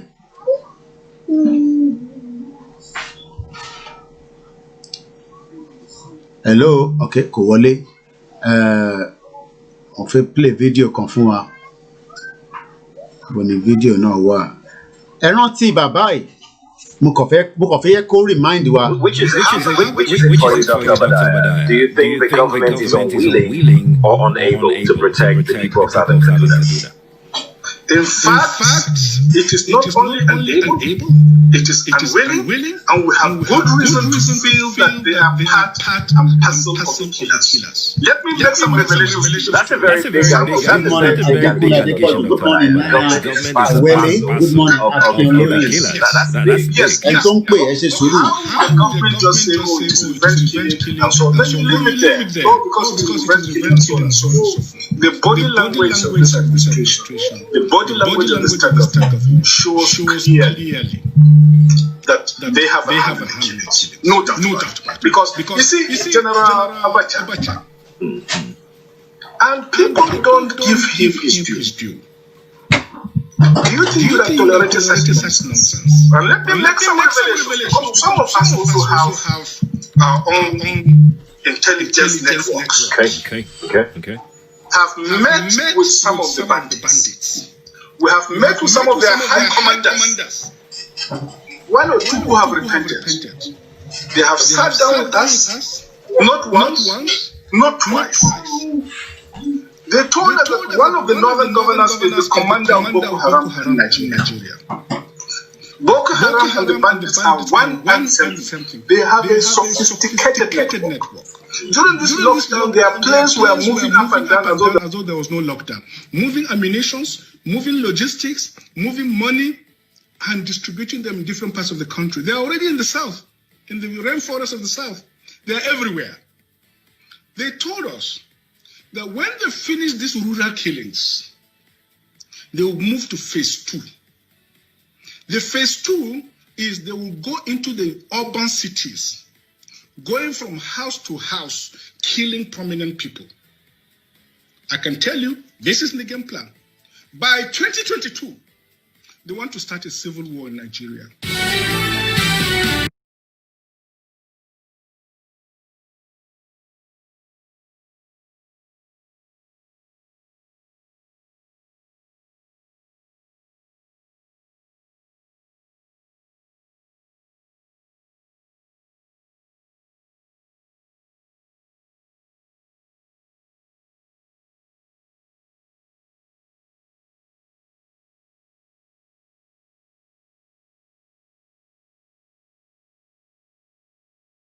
Sorry, I have to read. I have to always remember to release my audio. Somebody is telling us here to pray on the 1st of September to the 7th of September, a 7 days fast. Wow, Nigeria at the verge of breakup, part 107. But there's a video that I believe I need to play as well. Let us listen to this video. You must have seen it before. Okay, there's a call coming through. Let me pick that call before we go into the video. Plus 2333. Orúkọ yín bọ́lẹ̀ tí ń pè wá. Ọlọ́run Jeremiah lórúkọ. Láti ìlú Ghana, Accra, Ghana. Láti Ghana. Tó ẹyẹ bá wa dá sí ní kíákíá. Ẹ kú iṣẹ́ takuntakun. Àwa nìyẹn. Wà lọ́wọ́. Àṣẹdùmarè. Ó jẹ́ ohun tó dùn mí lọ́pọ̀lọpọ̀ tí mo bá rí ìbọn bó ṣe ń ṣẹlẹ̀ pé ọ̀pọ̀lọpọ̀ lára àwọn ọmọ Yorùbá mo ò dá sí ètò tó ń lọ lọ́wọ́lọ́wọ́ báyìí. Wọ́n ní kò kàn wọ́n. Ẹ wúrú Ghana ní báyìí. Àwọn tó bá jọmọ Ghana wọ́n á mọ ibi tí mo sọ ní sẹ́kù. Gbogbo àwọn business tó ń ṣe ń bẹ̀ tó jẹ́ ọmọ Nàìjíríà nìkan ni wọ́n dẹ̀ ti gbogbo ẹ̀ pa. Mo sọ pé àfi tí ẹni tó bá ní resident permit òun ló tó lè tajà. Resident permit tàdé ń sọ yìí torí pé ká má bàa tajà wọ́n ṣe ní 4 million naira. Torí pé èèyàn fẹ́ ní resident permit 4 million naira. Àwọn tó bá jọmọ Ghana wà mọ́. Ẹgbẹ́rálẹ̀, sorry, ẹgbẹ́rálẹ̀ gbọ́ yín. And so nǹkan tó ń yà mí lẹ́nu ni pé gbogbo ilé ìṣẹ̀lẹ̀ sí wa a ò tẹ̀ sọ.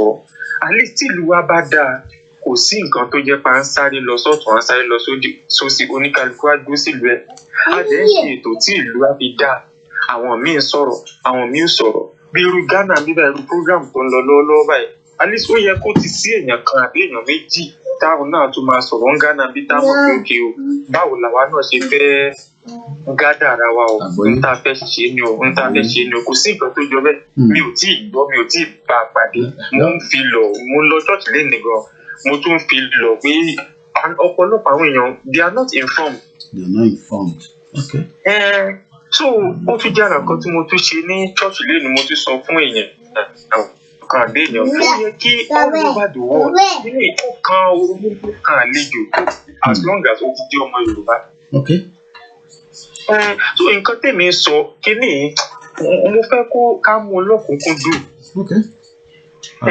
Ọ̀pọ̀lọpọ̀ wọ́n ń wòó pé àkàn ń ṣe ni kò ní já síbi kankan àkànṣe àǹtiraka ni àkànṣe mi ìfẹ́ ká rò bẹ́ẹ̀ mo fẹ́ ká fi okun àti agbára wa ká fi ṣe kinní. Nothing good comes easy. Èèyàn mi ò dá sí àwọn tó tẹ̀ yẹ kó dá sí gan-an ikú tó tẹ̀ ń jọ mí lójú àwọn ọba wa àwọn tó jẹ́. Wọ́n ti ní kẹ́ fọba sílẹ̀ o wọ́n ní kẹ́ má yọ àwọn ọba lẹ́nu àwọn ọba wà lọ́ndà gọ́ọ̀mẹ̀ntì wọ́n ń gba owó àwa tàdé gbowó lọ́ndà gọ́ọ̀mẹ̀ntì káwa máa pariwo ká máa sọ̀rọ̀ sọ ti ní kẹ́ fọba sílẹ̀ o èmi kọ́ mo sọ bẹ́ẹ̀ o wọ́n ní kọ́ fọba sílẹ̀ lọ́sọ̀ o. Kò sígbà tá a máa fà wọ́n ọba yẹn sílẹ̀ torí pé tá a bá jà alájà yìí sí ṣé wọ́n fẹ́ bá gọ́ọ̀mẹ̀ntì lọ ni. Àìtí mọ́ lè tẹ̀lé gọ́ọ̀mẹ̀ntì lọ àìtí mọ́ lè tẹ̀lé gọ́ọ̀mẹ̀ntì lọ. Definitely òun ló yẹ ká fi mọ̀ pé Yorùbá gan wa fúnra wa á ní problem.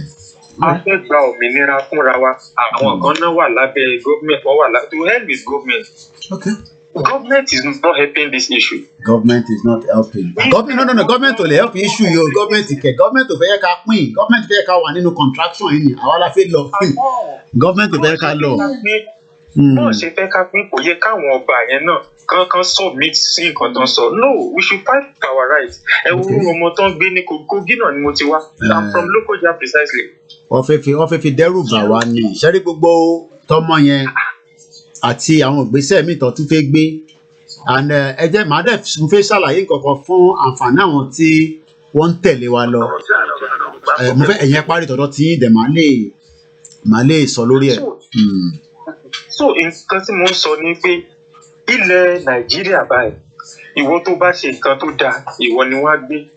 Ìwọ tó bá kówó mì tó ṣe ọkọ̀ ìdábọ̀ yẹn láti prosecute ìwọ ni wọ́n wá máa praise. That's Nigeria.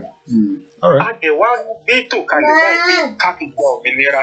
Àwọn kan náà wọ́n wà lábẹ́ gọ́ọ̀mẹ̀ntì. Àwọn kan tí kò rí páwọn wà lábẹ́ gọ́ọ̀mẹ̀ntì tó ń jẹ àǹfààní yẹn. Èèyàn mélòó ló wà lábẹ́ gọ́ọ̀mẹ̀ntì tó ń jẹ àǹfààní yẹn? Àwọn tí ò jẹ àǹfààní yẹn ló pọ̀ jù. Ẹ ṣe gan ni ẹ̀yin náà bá wa túbọ̀ sọ fáwọn tó wà ní Ghana nípa òmìnira so that ní máa wá ìwé káàkiri ní máa jẹ́ kí immigration kò jẹ́ problem wa olúkálùkù á padà sí ilẹ̀ káàrọ̀ jìrè. Thank you very much the last caller. Kọ̀ọ̀kan ń bọ̀ láti Ọ̀ṣun state lẹ́ǹkan tí mo jẹ́ kó wọlé then mo mọ̀ pé èèyàn kan náà ń pè wá. Thank you very much Muyiwa Felix. I hope our mix LR is still on. Let me see the mix LR. Yeah. Let's see 2.9. Okay, we still have about 8 minutes left on the mix LR. Ẹ bá wa dá sí Mr. Lawal àbí ẹ fi bá mi sọ̀rọ̀ lẹ́yìn mi torí mo wà live lórí ètò. Ẹyin ètò. All right, okay. Ṣé gan ni. Ẹ jẹ́ ká tún pe ẹni arákùnrin tó ti pè tẹ́lẹ̀ yìí. Then I'll roll a video. There's 2 videos or 3, 4 videos depending on what time we have. We have less than 25 minutes. All right. The first video I want to play still goes back to these terrorists that are already inside our. Hello. No, sir. Oh yeah, Egberanle. Ẹ jọ̀ọ́ mo fẹ́ ṣàlàyé concerning Sokoto road yẹn. Mo ní nọ́mbà kábíyèsí ní ọwọ́ tó máa tà láti fọwọ́ jẹ ní ilé. Okay, ẹ̀yin ò ṣe bá wa pé kábíyèsí. Ẹ̀yin náà bá wa pé kábíyèsí. Tẹ́ bá pé kábíyèsí, then kí kábíyèsí bá yín sọ̀rọ̀, ní tí kábíyèsí bá sọ, ẹ̀dẹ̀ tó fẹ́ táwa náà létí tó bá dẹ̀ pàwọn náà máa bá kábíyèsí sọ̀rọ̀. Ẹ̀yin náà gbégbèsè ẹgbẹ́ wa pé kábíyèsí. Tẹ́ bá ti pé kábíyèsí, then tí kábíyèsí bá sọ, àwa náà tó wá bá kábíyèsí sọ̀rọ̀. Because Sokoto road yẹn kò jìnnà sí Bishop Oyedepo University and Church. Okay, all right. Tẹ́ bá ti bá kábíyèsí sọ̀rọ̀, ní tí kábíyèsí bá sọ, kẹ́tì tó wá létí. Ẹ ṣé gan ni. Let's go straight to another caller as we are moving forward and the broadcast is coming to an end soon. A very good morning. Welcome to our caller again. Good morning. Hello? Hello? Yes, you need to mute the one at the background so we can hear you. Go ahead, man. Yeah. I'm calling regarding of the young man just spoke to me now. Yes. About the urban. Oh, yes. What is there is that I watched a program yesterday in channel. Yes. They talk about a Moteco or something like that with the Tiala. I don't know if you watch it as well. The Mayor Tiala is black. They are the one controlling the government. Because he said it in the program yesterday in the interview that they will not give the South the presidency. And now started, so the man is 2, 1 Yoruba, 1 Tiala. The Yoruba man, he said they should cancel the Amotekun. He started calling names. I'm not here to mention names. So that man said they should tell that man to stop it. He called the governor of Ondo State. He called him many names. From there, you with that angle, Emma Moipe, there is something hidden underneath. This federal government is not fighting for Nigeria. So yeah, definitely. Good morning, Saguru Maraji. Your land, not anybody, even Tinubu. I'm just saying that we mentioned Tinubu. We don't mention Lai Mohammed. Lai Mohammed is a Fulani or is a mixed blood. Lai Mohammed, we never mentioned it before. Lai Mohammed is he a Yoruba man? He's from Kwara. He's from Oro. Ṣẹ̀mọ̀gbà Fúlàní wọ́n fẹ́ gbogbo ọkùnrin wọ́n fẹ́ gbogbo èèyàn kiri ni. Bẹ́ẹ̀ni. Wọ́n ò fẹ́ ọmọbìnrin wọn wọ̀nyí fi sílẹ̀ fún anybody. Ṣùgbọ́n wọ́n make láti mix up to make our health orí wa láti melt it together. We have to make our mind open. We going where we going with focus. Èsì mo rí níbẹ̀ wọ́n jà fún ẹnìkan lò. Ilẹ̀ yẹn torí Fúlàní ò nílùú. Wọ́n fẹ́ gba ilẹ̀ Nàìjíríà to make them their own. We have to stand. Our own land is not for Fulani. Okay. Àwọn tó ti mo like talk show. Máa kan sọ wípé tó bá dá sí ọwọ́ ẹ̀ kọ́ńtò bá dá sí tó bá dípa àgbà àṣẹ ọba mọ́. Bẹ́ẹ̀ni. We will do ọba again. So let's have focus. Okay. Àwọn Agbecoya mú mọ̀ wípé Gani Adams kì í ṣe pé kò fẹ́ dá sí i. But he has somebody to fi sílẹ̀. Ìgbòho pàápàá ẹ̀rí kó sọ pé ẹ bá ta bá fọwọ́ sí ìwé. We find things round about it. And there is a man tó sọ̀rọ̀ lánàá lórí talk show. I think mi ò fẹ́ dárúkọ ẹ̀ but you will know. Ètò sọ pé tó sọ̀rọ̀ sí ẹ máa mọ̀. Somebody yẹn connect àwọn tó wà lẹ́kọ̀ọ́ tó bá connect wọn ẹ jọ ẹ jẹ́ bàbá rí ta máa dá owó tí I've said it before. Mo tún sọ ẹ jẹ́ ká dáwó. Bàbá máa ra bullet proof fún ọ ẹ jẹ́ ká rà á. Ẹ jẹ́ ká ní pause please I beg you. À ń ṣiṣẹ́ ká lè gba ìlú wa. Báwo bá lè gbójú síta nígbà bá ní ẹ jẹ́ ká ṣe. Ẹ ṣé gan-an. Thank you very much. Thank you. As you can see, I've been showing different scenes. We're getting better every day. Now I can walk behind let's talk about this amalgamation. We have just about 20 minutes and then I have to push a video. But I want to quickly read this article to jáde ní September 13, 2017 by Richard Akinjide. Lagos, I was in the first cabinet that was overthrown in this country. I entered parliament on December 12, 1959. Tẹ́rántí pé 1959 àti rí story bí wọ́n ṣe dá election yẹn rú àwọn colonial master tí òyìnbó kan tó release video. I'm sure you all remember that kí lorúkọ máa yẹn. Let me just quickly 1959 Nigeria stop moving please. Nigeria election. The fraudulent election that we now know. The parliamentary election was held in Nigeria on the 12th of December 1959. The result was a victory for the North People's Congress. We now know that was a fraudulent election. Kí lorúkọ man yẹn rán mi létí òyìnbó tí ó ṣe fídíò yẹn ó ti kú nísìn. What's the name again? People that are watching, please remind me the name of that Englishman. Harold Smith. Ẹ ṣé gan màmá wa. Ẹ má bá fẹ́ tí bá ti ń sọ ẹ bá fẹ́ mi bá mi tẹ̀lé lọ. Harold Smith. Harold Smith told us, we now know that this election, okay, let me open another page. This election of 1959 was a fraud because Harold Smith was able to tell every Nigerian or every Yoruba man that wants to know. And the question this morning is, why are we still following this contraction called Nigeria when Harold Smith was able to explain to me and you that election was a fraud? And this is the video. Let's see if the sound comes out.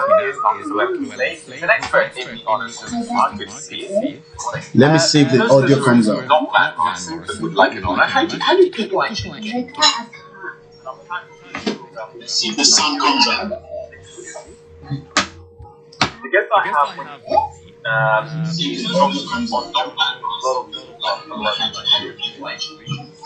okay, the sound is coming out. That's good. So now let us watch this.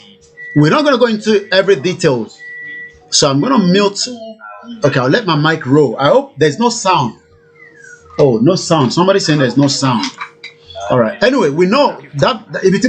Anyway, we remember this guy. That's all I want us to remember. Let us remember that Harold Smith is not about. We've played this video before. I can play it anytime again. It's not about the sound. We remember that Harold Smith told us that the election of 1959, the parliamentary election, was a fraud.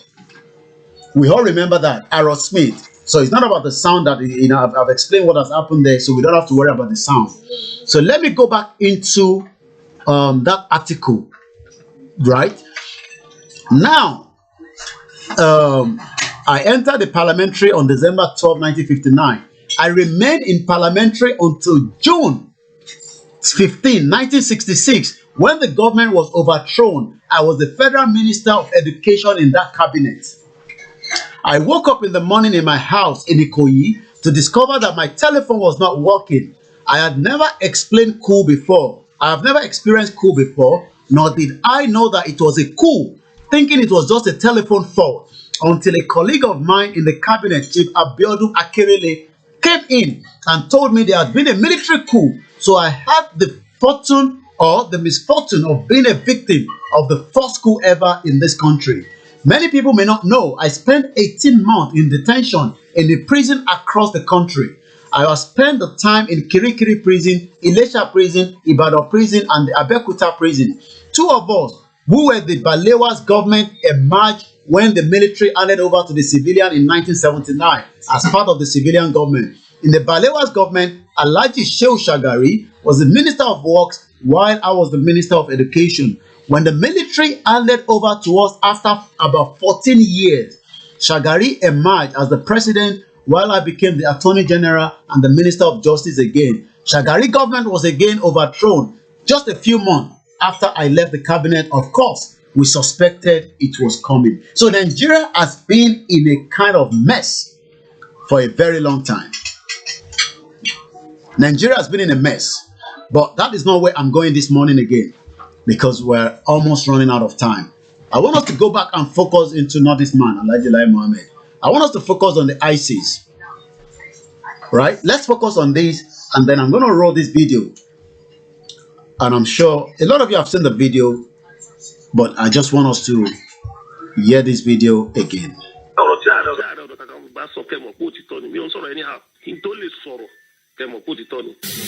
ISIS ni wọ́n ti wà ní òkè ògùn láti tí ó sì ti dàbí nǹkan tí ó jẹ́ ìbẹ̀rù, nǹkan tó ń ba gbogbo àgbáyé lẹ́rù. Táwa sọ pé ní South West wọ́n ti wà. Kí ni àrídájú ọ̀rọ̀ yìí? Nǹkan tí ààrẹ council sọ lórí àwọn ISIS tó wà ní igbó olùsádà, ṣé mọ̀ pé ọ̀nà kan wà tí àwọn federal government fẹ́ ṣe pé lùsádà tá a já sí ọ̀nà bíi extreme hand igbó ọ̀rá yẹn. Ọ̀nà yẹn láti ibi lùsádà yẹn débi igbó ọ̀rá yẹn 2 hours ni tán bá lè connect pẹ̀lú Sokoto. Ó ní igbó tán bá fi connect pẹ̀lú Sokoto 3 hours ni. Lùsádà wà ní ọ̀nà Ogun State, but Lusada Road náà pé àwọn igbó forest tó wà ní gbogbo Lusada Road yẹn ìbẹ̀rẹ̀ náà wà. Nínú àrídájú wa rí pé power bike náà wọ́n gbé síbẹ̀ more than 500. Wọ́n dẹ̀ di ẹrù sí ẹ̀yìn ẹ̀, nǹkan ìjà olóró, pé oúnjẹ wọn ló ti wá wà pẹ̀lú ẹ̀, wọ́n di sẹ́yìn ẹ̀ tó dẹ̀ pé àwọn tó strange kì í ṣe àwọn normal Fulani sẹ́wọ̀n pé kò síbi tá à rìn sí nílẹ̀ Yorùbá. Àwọn tó strange tá a tẹ̀ rírí nílẹ̀ Yorùbá àwọn ni. Tẹ́ bá wo ní Ìbàràpá, Òkè Ògùn, Ṣakí pẹ̀lú Gbọ́ra, ibẹ̀ yẹn ni àwọn Fúlàní pọ̀ sí jù tó ń gbé bẹ̀. Gbogbo àwọn igbó tó wà ń bẹ̀ yẹn sìn wọ́n ti wà ń bẹ̀. Nínú ìwádìí wa, nínú information tó ti kàn mí, nígbà tí ọ̀rọ̀ tí Ààrẹ Ọ̀nà Kakanfò bá sọ kẹmọ̀ pé òtítọ́ ni, bí ó ń sọ̀rọ̀ anyhow, kí n tó lè sọ̀rọ̀ kẹmọ̀ pé òtítọ́ ni. Àwọn eléyìí òtẹ̀tẹ̀ wá ń ṣe Boko Haram bá ṣe ń wo kì í ṣe bí wọ́n ti yàtọ̀. Ní Niger State wọ́n ti wọ Ìgbàrìbá, wọ́n ti wọ Òkè Ògùn, wọ́n ti pọ̀ ń bẹ̀. Ṣé nípa ìmúra wọn lẹ ṣe rò pé ISIS ni wọ́n ni àbí ẹ̀rí àrídájú? Ìmúra wọn ìkíní ìkejì, àwọn Fúlàní X-Men wọ́n kàn máa wọṣọ, wọ́n máa gbọ́pàá dání, wọ́n dẹ̀ máa gbébọn kọ́rùn, wọ́n máa rìn inú igbó, wọ́n máa rìn káàkiri. Àwọn yẹn tí wá yàtọ̀, àmọ́ wọ́n yàtọ̀ sí àwọn Fúlàní tó ń gbélé Yorùbá. Ṣùgbọ́n àwọn eléyìí, some of them ní uniform, èmi nǹkan ní camouflage. Èmi nǹkan tó wá fọ́ọ̀nì jù ni pé power bank yẹn wà very expensive power bank ni o. Ṣé pé ó wọ́n gan, ṣé pé ordinarily common person kò lè ní. Wọ́n rìn, wọ́n fi ń wọ igbó yẹn, wọ́n fi ń study igbó tó fẹ́ operate yẹn, wọ́n fi fún wa ní information yẹn. So à ń pe ìjọba àpapọ̀, a dẹ̀ ń pe gbogbo gómìnà wa pé kàn ṣiṣẹ́ lé lórí. Gẹ́gẹ́ bí Ààrẹ Ọ̀nà Kakanfò, mi ò kàn lè kọlù nǹkan láì lọ́wọ́ ìjọba nú. Tó bá lọ kọlù nǹkan láì lọ́wọ́ ìjọba nú wọn á yí mọ́ ẹ lọ́wọ́ wọn á lọ fẹ́ dà lóru ni. ọ̀rọ̀ tẹ̀ntọ́ hẹ́ẹ̀dì múríkì pọ́fẹ́sọ̀ Sheikh Akíntọ́lá yìí pé ẹni tó mọ́nítọ̀ àwọn terrorist ní Mali ó sọ wípé àwọn ISIS pé wọ́n fún múríkì organization lówó pé kàn recruit àwọn kan fún àwọn ní South West especially àwọn Fúlàní tó ń gbé ní South West. ṣé wọn pé nǹkan tẹ́ wọn bá kà lórí internet àtàwọn page WhatsApp ìwọ̀n balẹ̀ yẹn máa kà kún mọ́. ṣùgbọ́n nǹkan tẹ́mi ń wò ni pé bí ọ̀rọ̀ yẹn allegation yẹn àwọn olóyìnbó ń pè ní weighty allegation ó yẹ kí àwọn agbófinró wa kàn pé Professor Sheikh Akíntọ́lá pé allegation tán àlẹ́jẹ̀ yìí kò wá prove wọn pé ó gbàtà máa kọ̀wé ni pé Professor Sheikh Akíntọ́lá ó deny kìíní yẹn ó dẹ̀ deny ó dẹ̀ kù síbẹ̀ so ó ń kọ́ wá lóminú lóòótọ́ a lè rí fi òdodo ẹ̀ a lè fi gúnlẹ̀ pé bóyá ó gbowó lọ́wọ́ wọn ó recruit yàn àbí kò recruit yàn but allegation ni from ẹni tó máa ń monitor àwọn terrorist ní Mali ó dẹ̀ sọ̀rọ̀ yẹn ó láti fi yé wa pé nǹkan báyìí ti wọ̀lú ó ti wà ní South West wọ́n ti ń ṣe South West o but nǹkan tó yà mí lẹ́nu ni pé gbogbo àwọn nǹkan tá à ń sọ wọ̀nyí àwọn gómìnà wa kọ̀tàkì ni. ó jọ gàtẹ́ kò jọ gàtẹ́ ṣé àwa lè fi mọ àwọn máa wéra wọn pé ọ̀rọ̀ yẹn àti nǹkan tí ẹ̀yin sọ pé ẹ ti rí nísìn ṣé a lè sọ pé ó jọra wọn. àwọn ètò yẹn lè ti wáyà sọ sí tiwa torí wọ́n ṣẹ̀fẹ̀ máa allegation ti múrìk yẹn wọ́n náà ṣẹ̀fẹ̀ máa recruit wọn ni.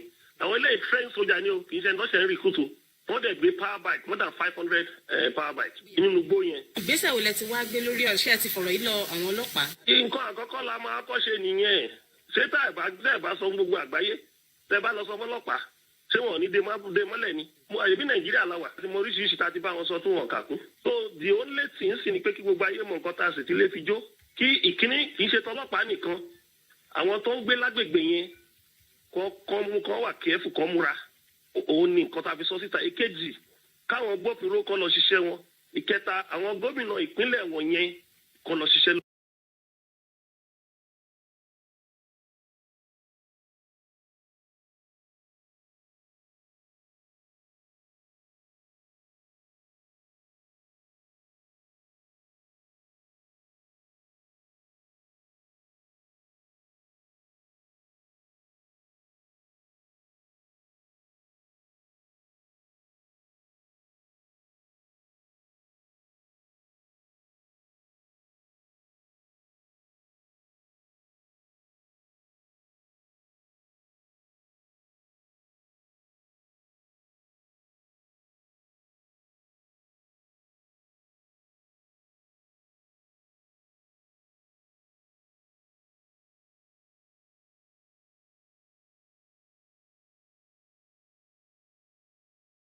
The level of interference by the Obama's government was very overwhelming.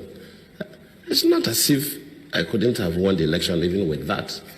But if, by my own thinking, and also the way some other people look at it, they go outside. Yeah, my mic is still mute, that's fine. I'm just playing the video.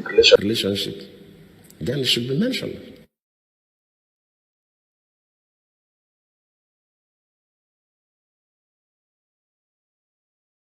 Sending that person to Nigeria at the eve of election, after Obama even issued a statement directing Nigerians to vote for the next chapter, that tells you something. And we should not sweep these things under the carpet. If a foreign country, whether African country or even America or any other country, interferes with our own elections, we should mention it.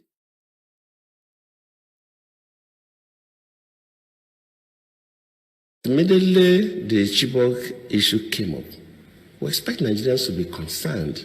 How do we get these girls out?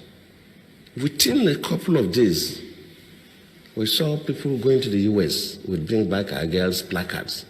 How? Why? And of course, the Mrs. Obama received one of those placards.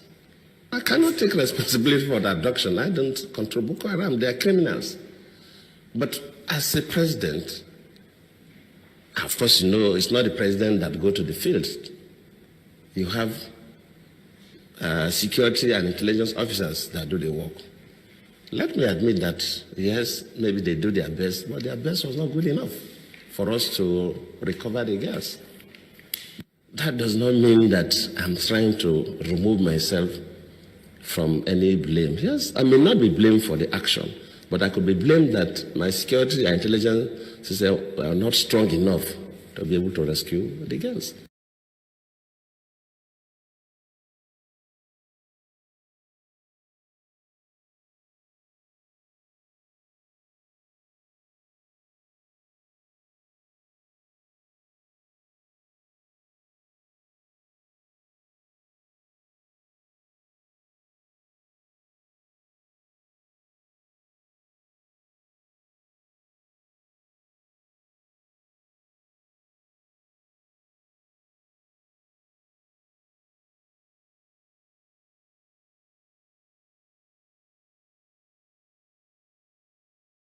The sound is coming back. People will say it's going to be a very long time.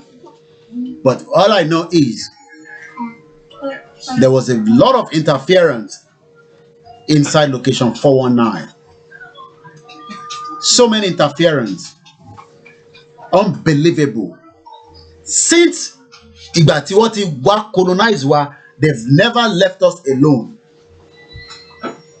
But we can stop it now. We can stop it once and for all. So many people will tell you, oh, it's not going to be possible. You know, you can't do that. Just tell them that it is possible. But it will need every one of us. Every one of us, I say. Every one of us. Don't worry. When I put the mic on, you will hear me. Just be patient. The mic was just off, so you know that by now. Because when I put the mic on and the video is playing, there's a lot of interference. That's why I have to mute the mic. But I will know that the mic is off after a few seconds. You won't go too long, like 2-3 minutes before I know that the mic is off. I can see all the screen. So, audio please. Okay, just be patient.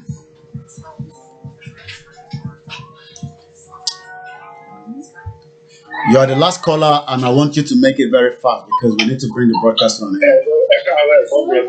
Àwọn ni ẹ bá wa ṣe ní kíákíá torí pa fẹ́ break broadcast into an end. Ikọ̀ kékeré ni mo kàn fẹ́ sọ because bó ṣe ń rí lọ́kàn mi ò mọ̀ bóyá bó ṣe ń rí lọ́kàn everybody náà nìyẹn.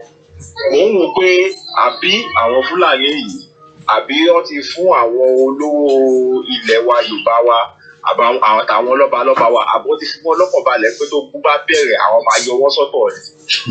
Because mò ń wò pé báwo ni ìgbésí máa gbèrò pé òun fẹ́ gba ilẹ̀ bàbá mi àwọn fẹ́ dá ogun lẹ̀ ní orílẹ̀-èdè wa tí àwọn lọ́balọ́ba àwọn tọ́dẹ̀ lówó àwọn olórúkọ nílẹ̀ Yorùbá tí wọn ọ̀dẹ̀ dìde tí wọn ọ̀sọ̀ kankan.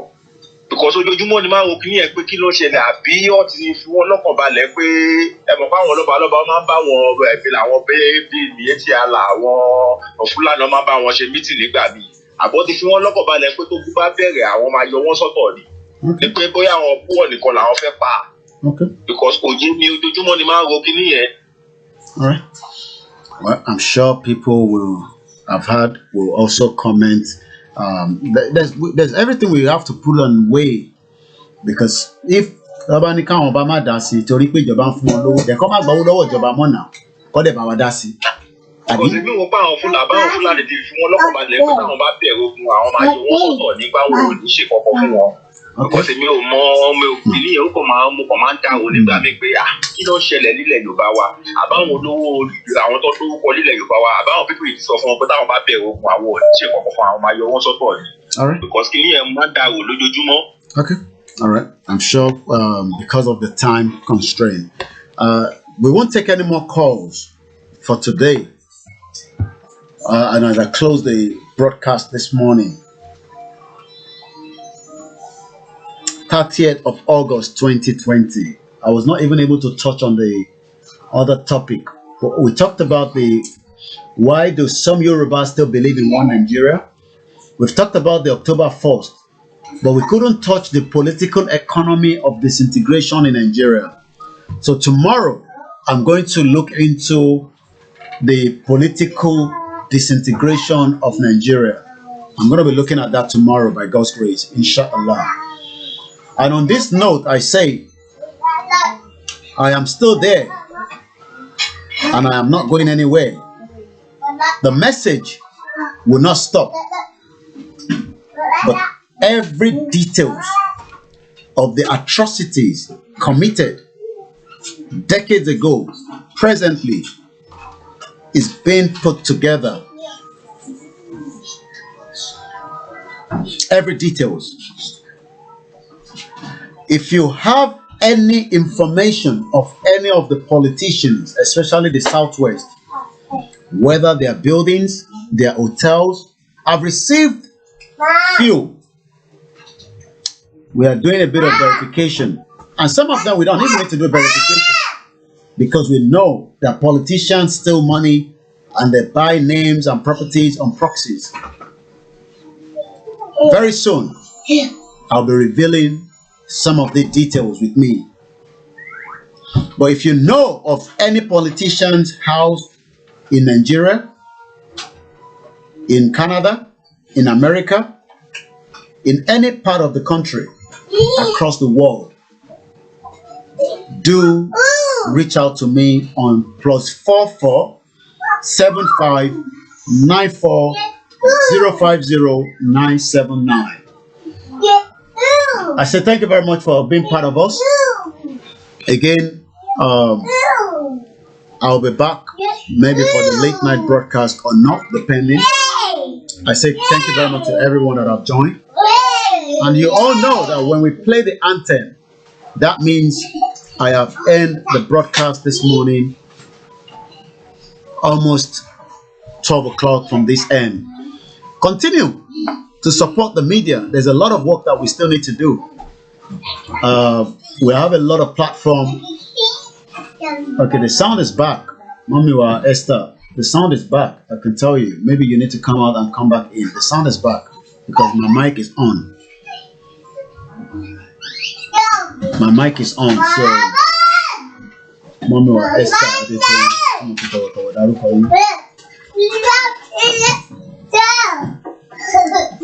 subscribe to the YouTube platform. We will need that to broadcast on the 1st of October because I won't be able to go out with all these machines. So I'll have to use the mobile phone to broadcast on the 1st of October. I think we need about 1,000 subscribers before I can do live streaming on the YouTube. So find time to subscribe on our YouTube. We have about maybe 900 and something. We still need about 1,000 so that by the 1st of October, I will have enough to be able to do the streaming on the 1st of October. Yeah, we have 920. So let us continue to subscribe. If you're watching this live, we say thank you very much. If you're going to be watching it later, we say thank you as well. This is the part 107. Nigeria will break up. The disintegration of Nigeria have started, and we're not going to stop until we eventually bring it down completely. And on that note, I say thank you very much, and I'll play the anthem, and that will then close this broadcast this afternoon.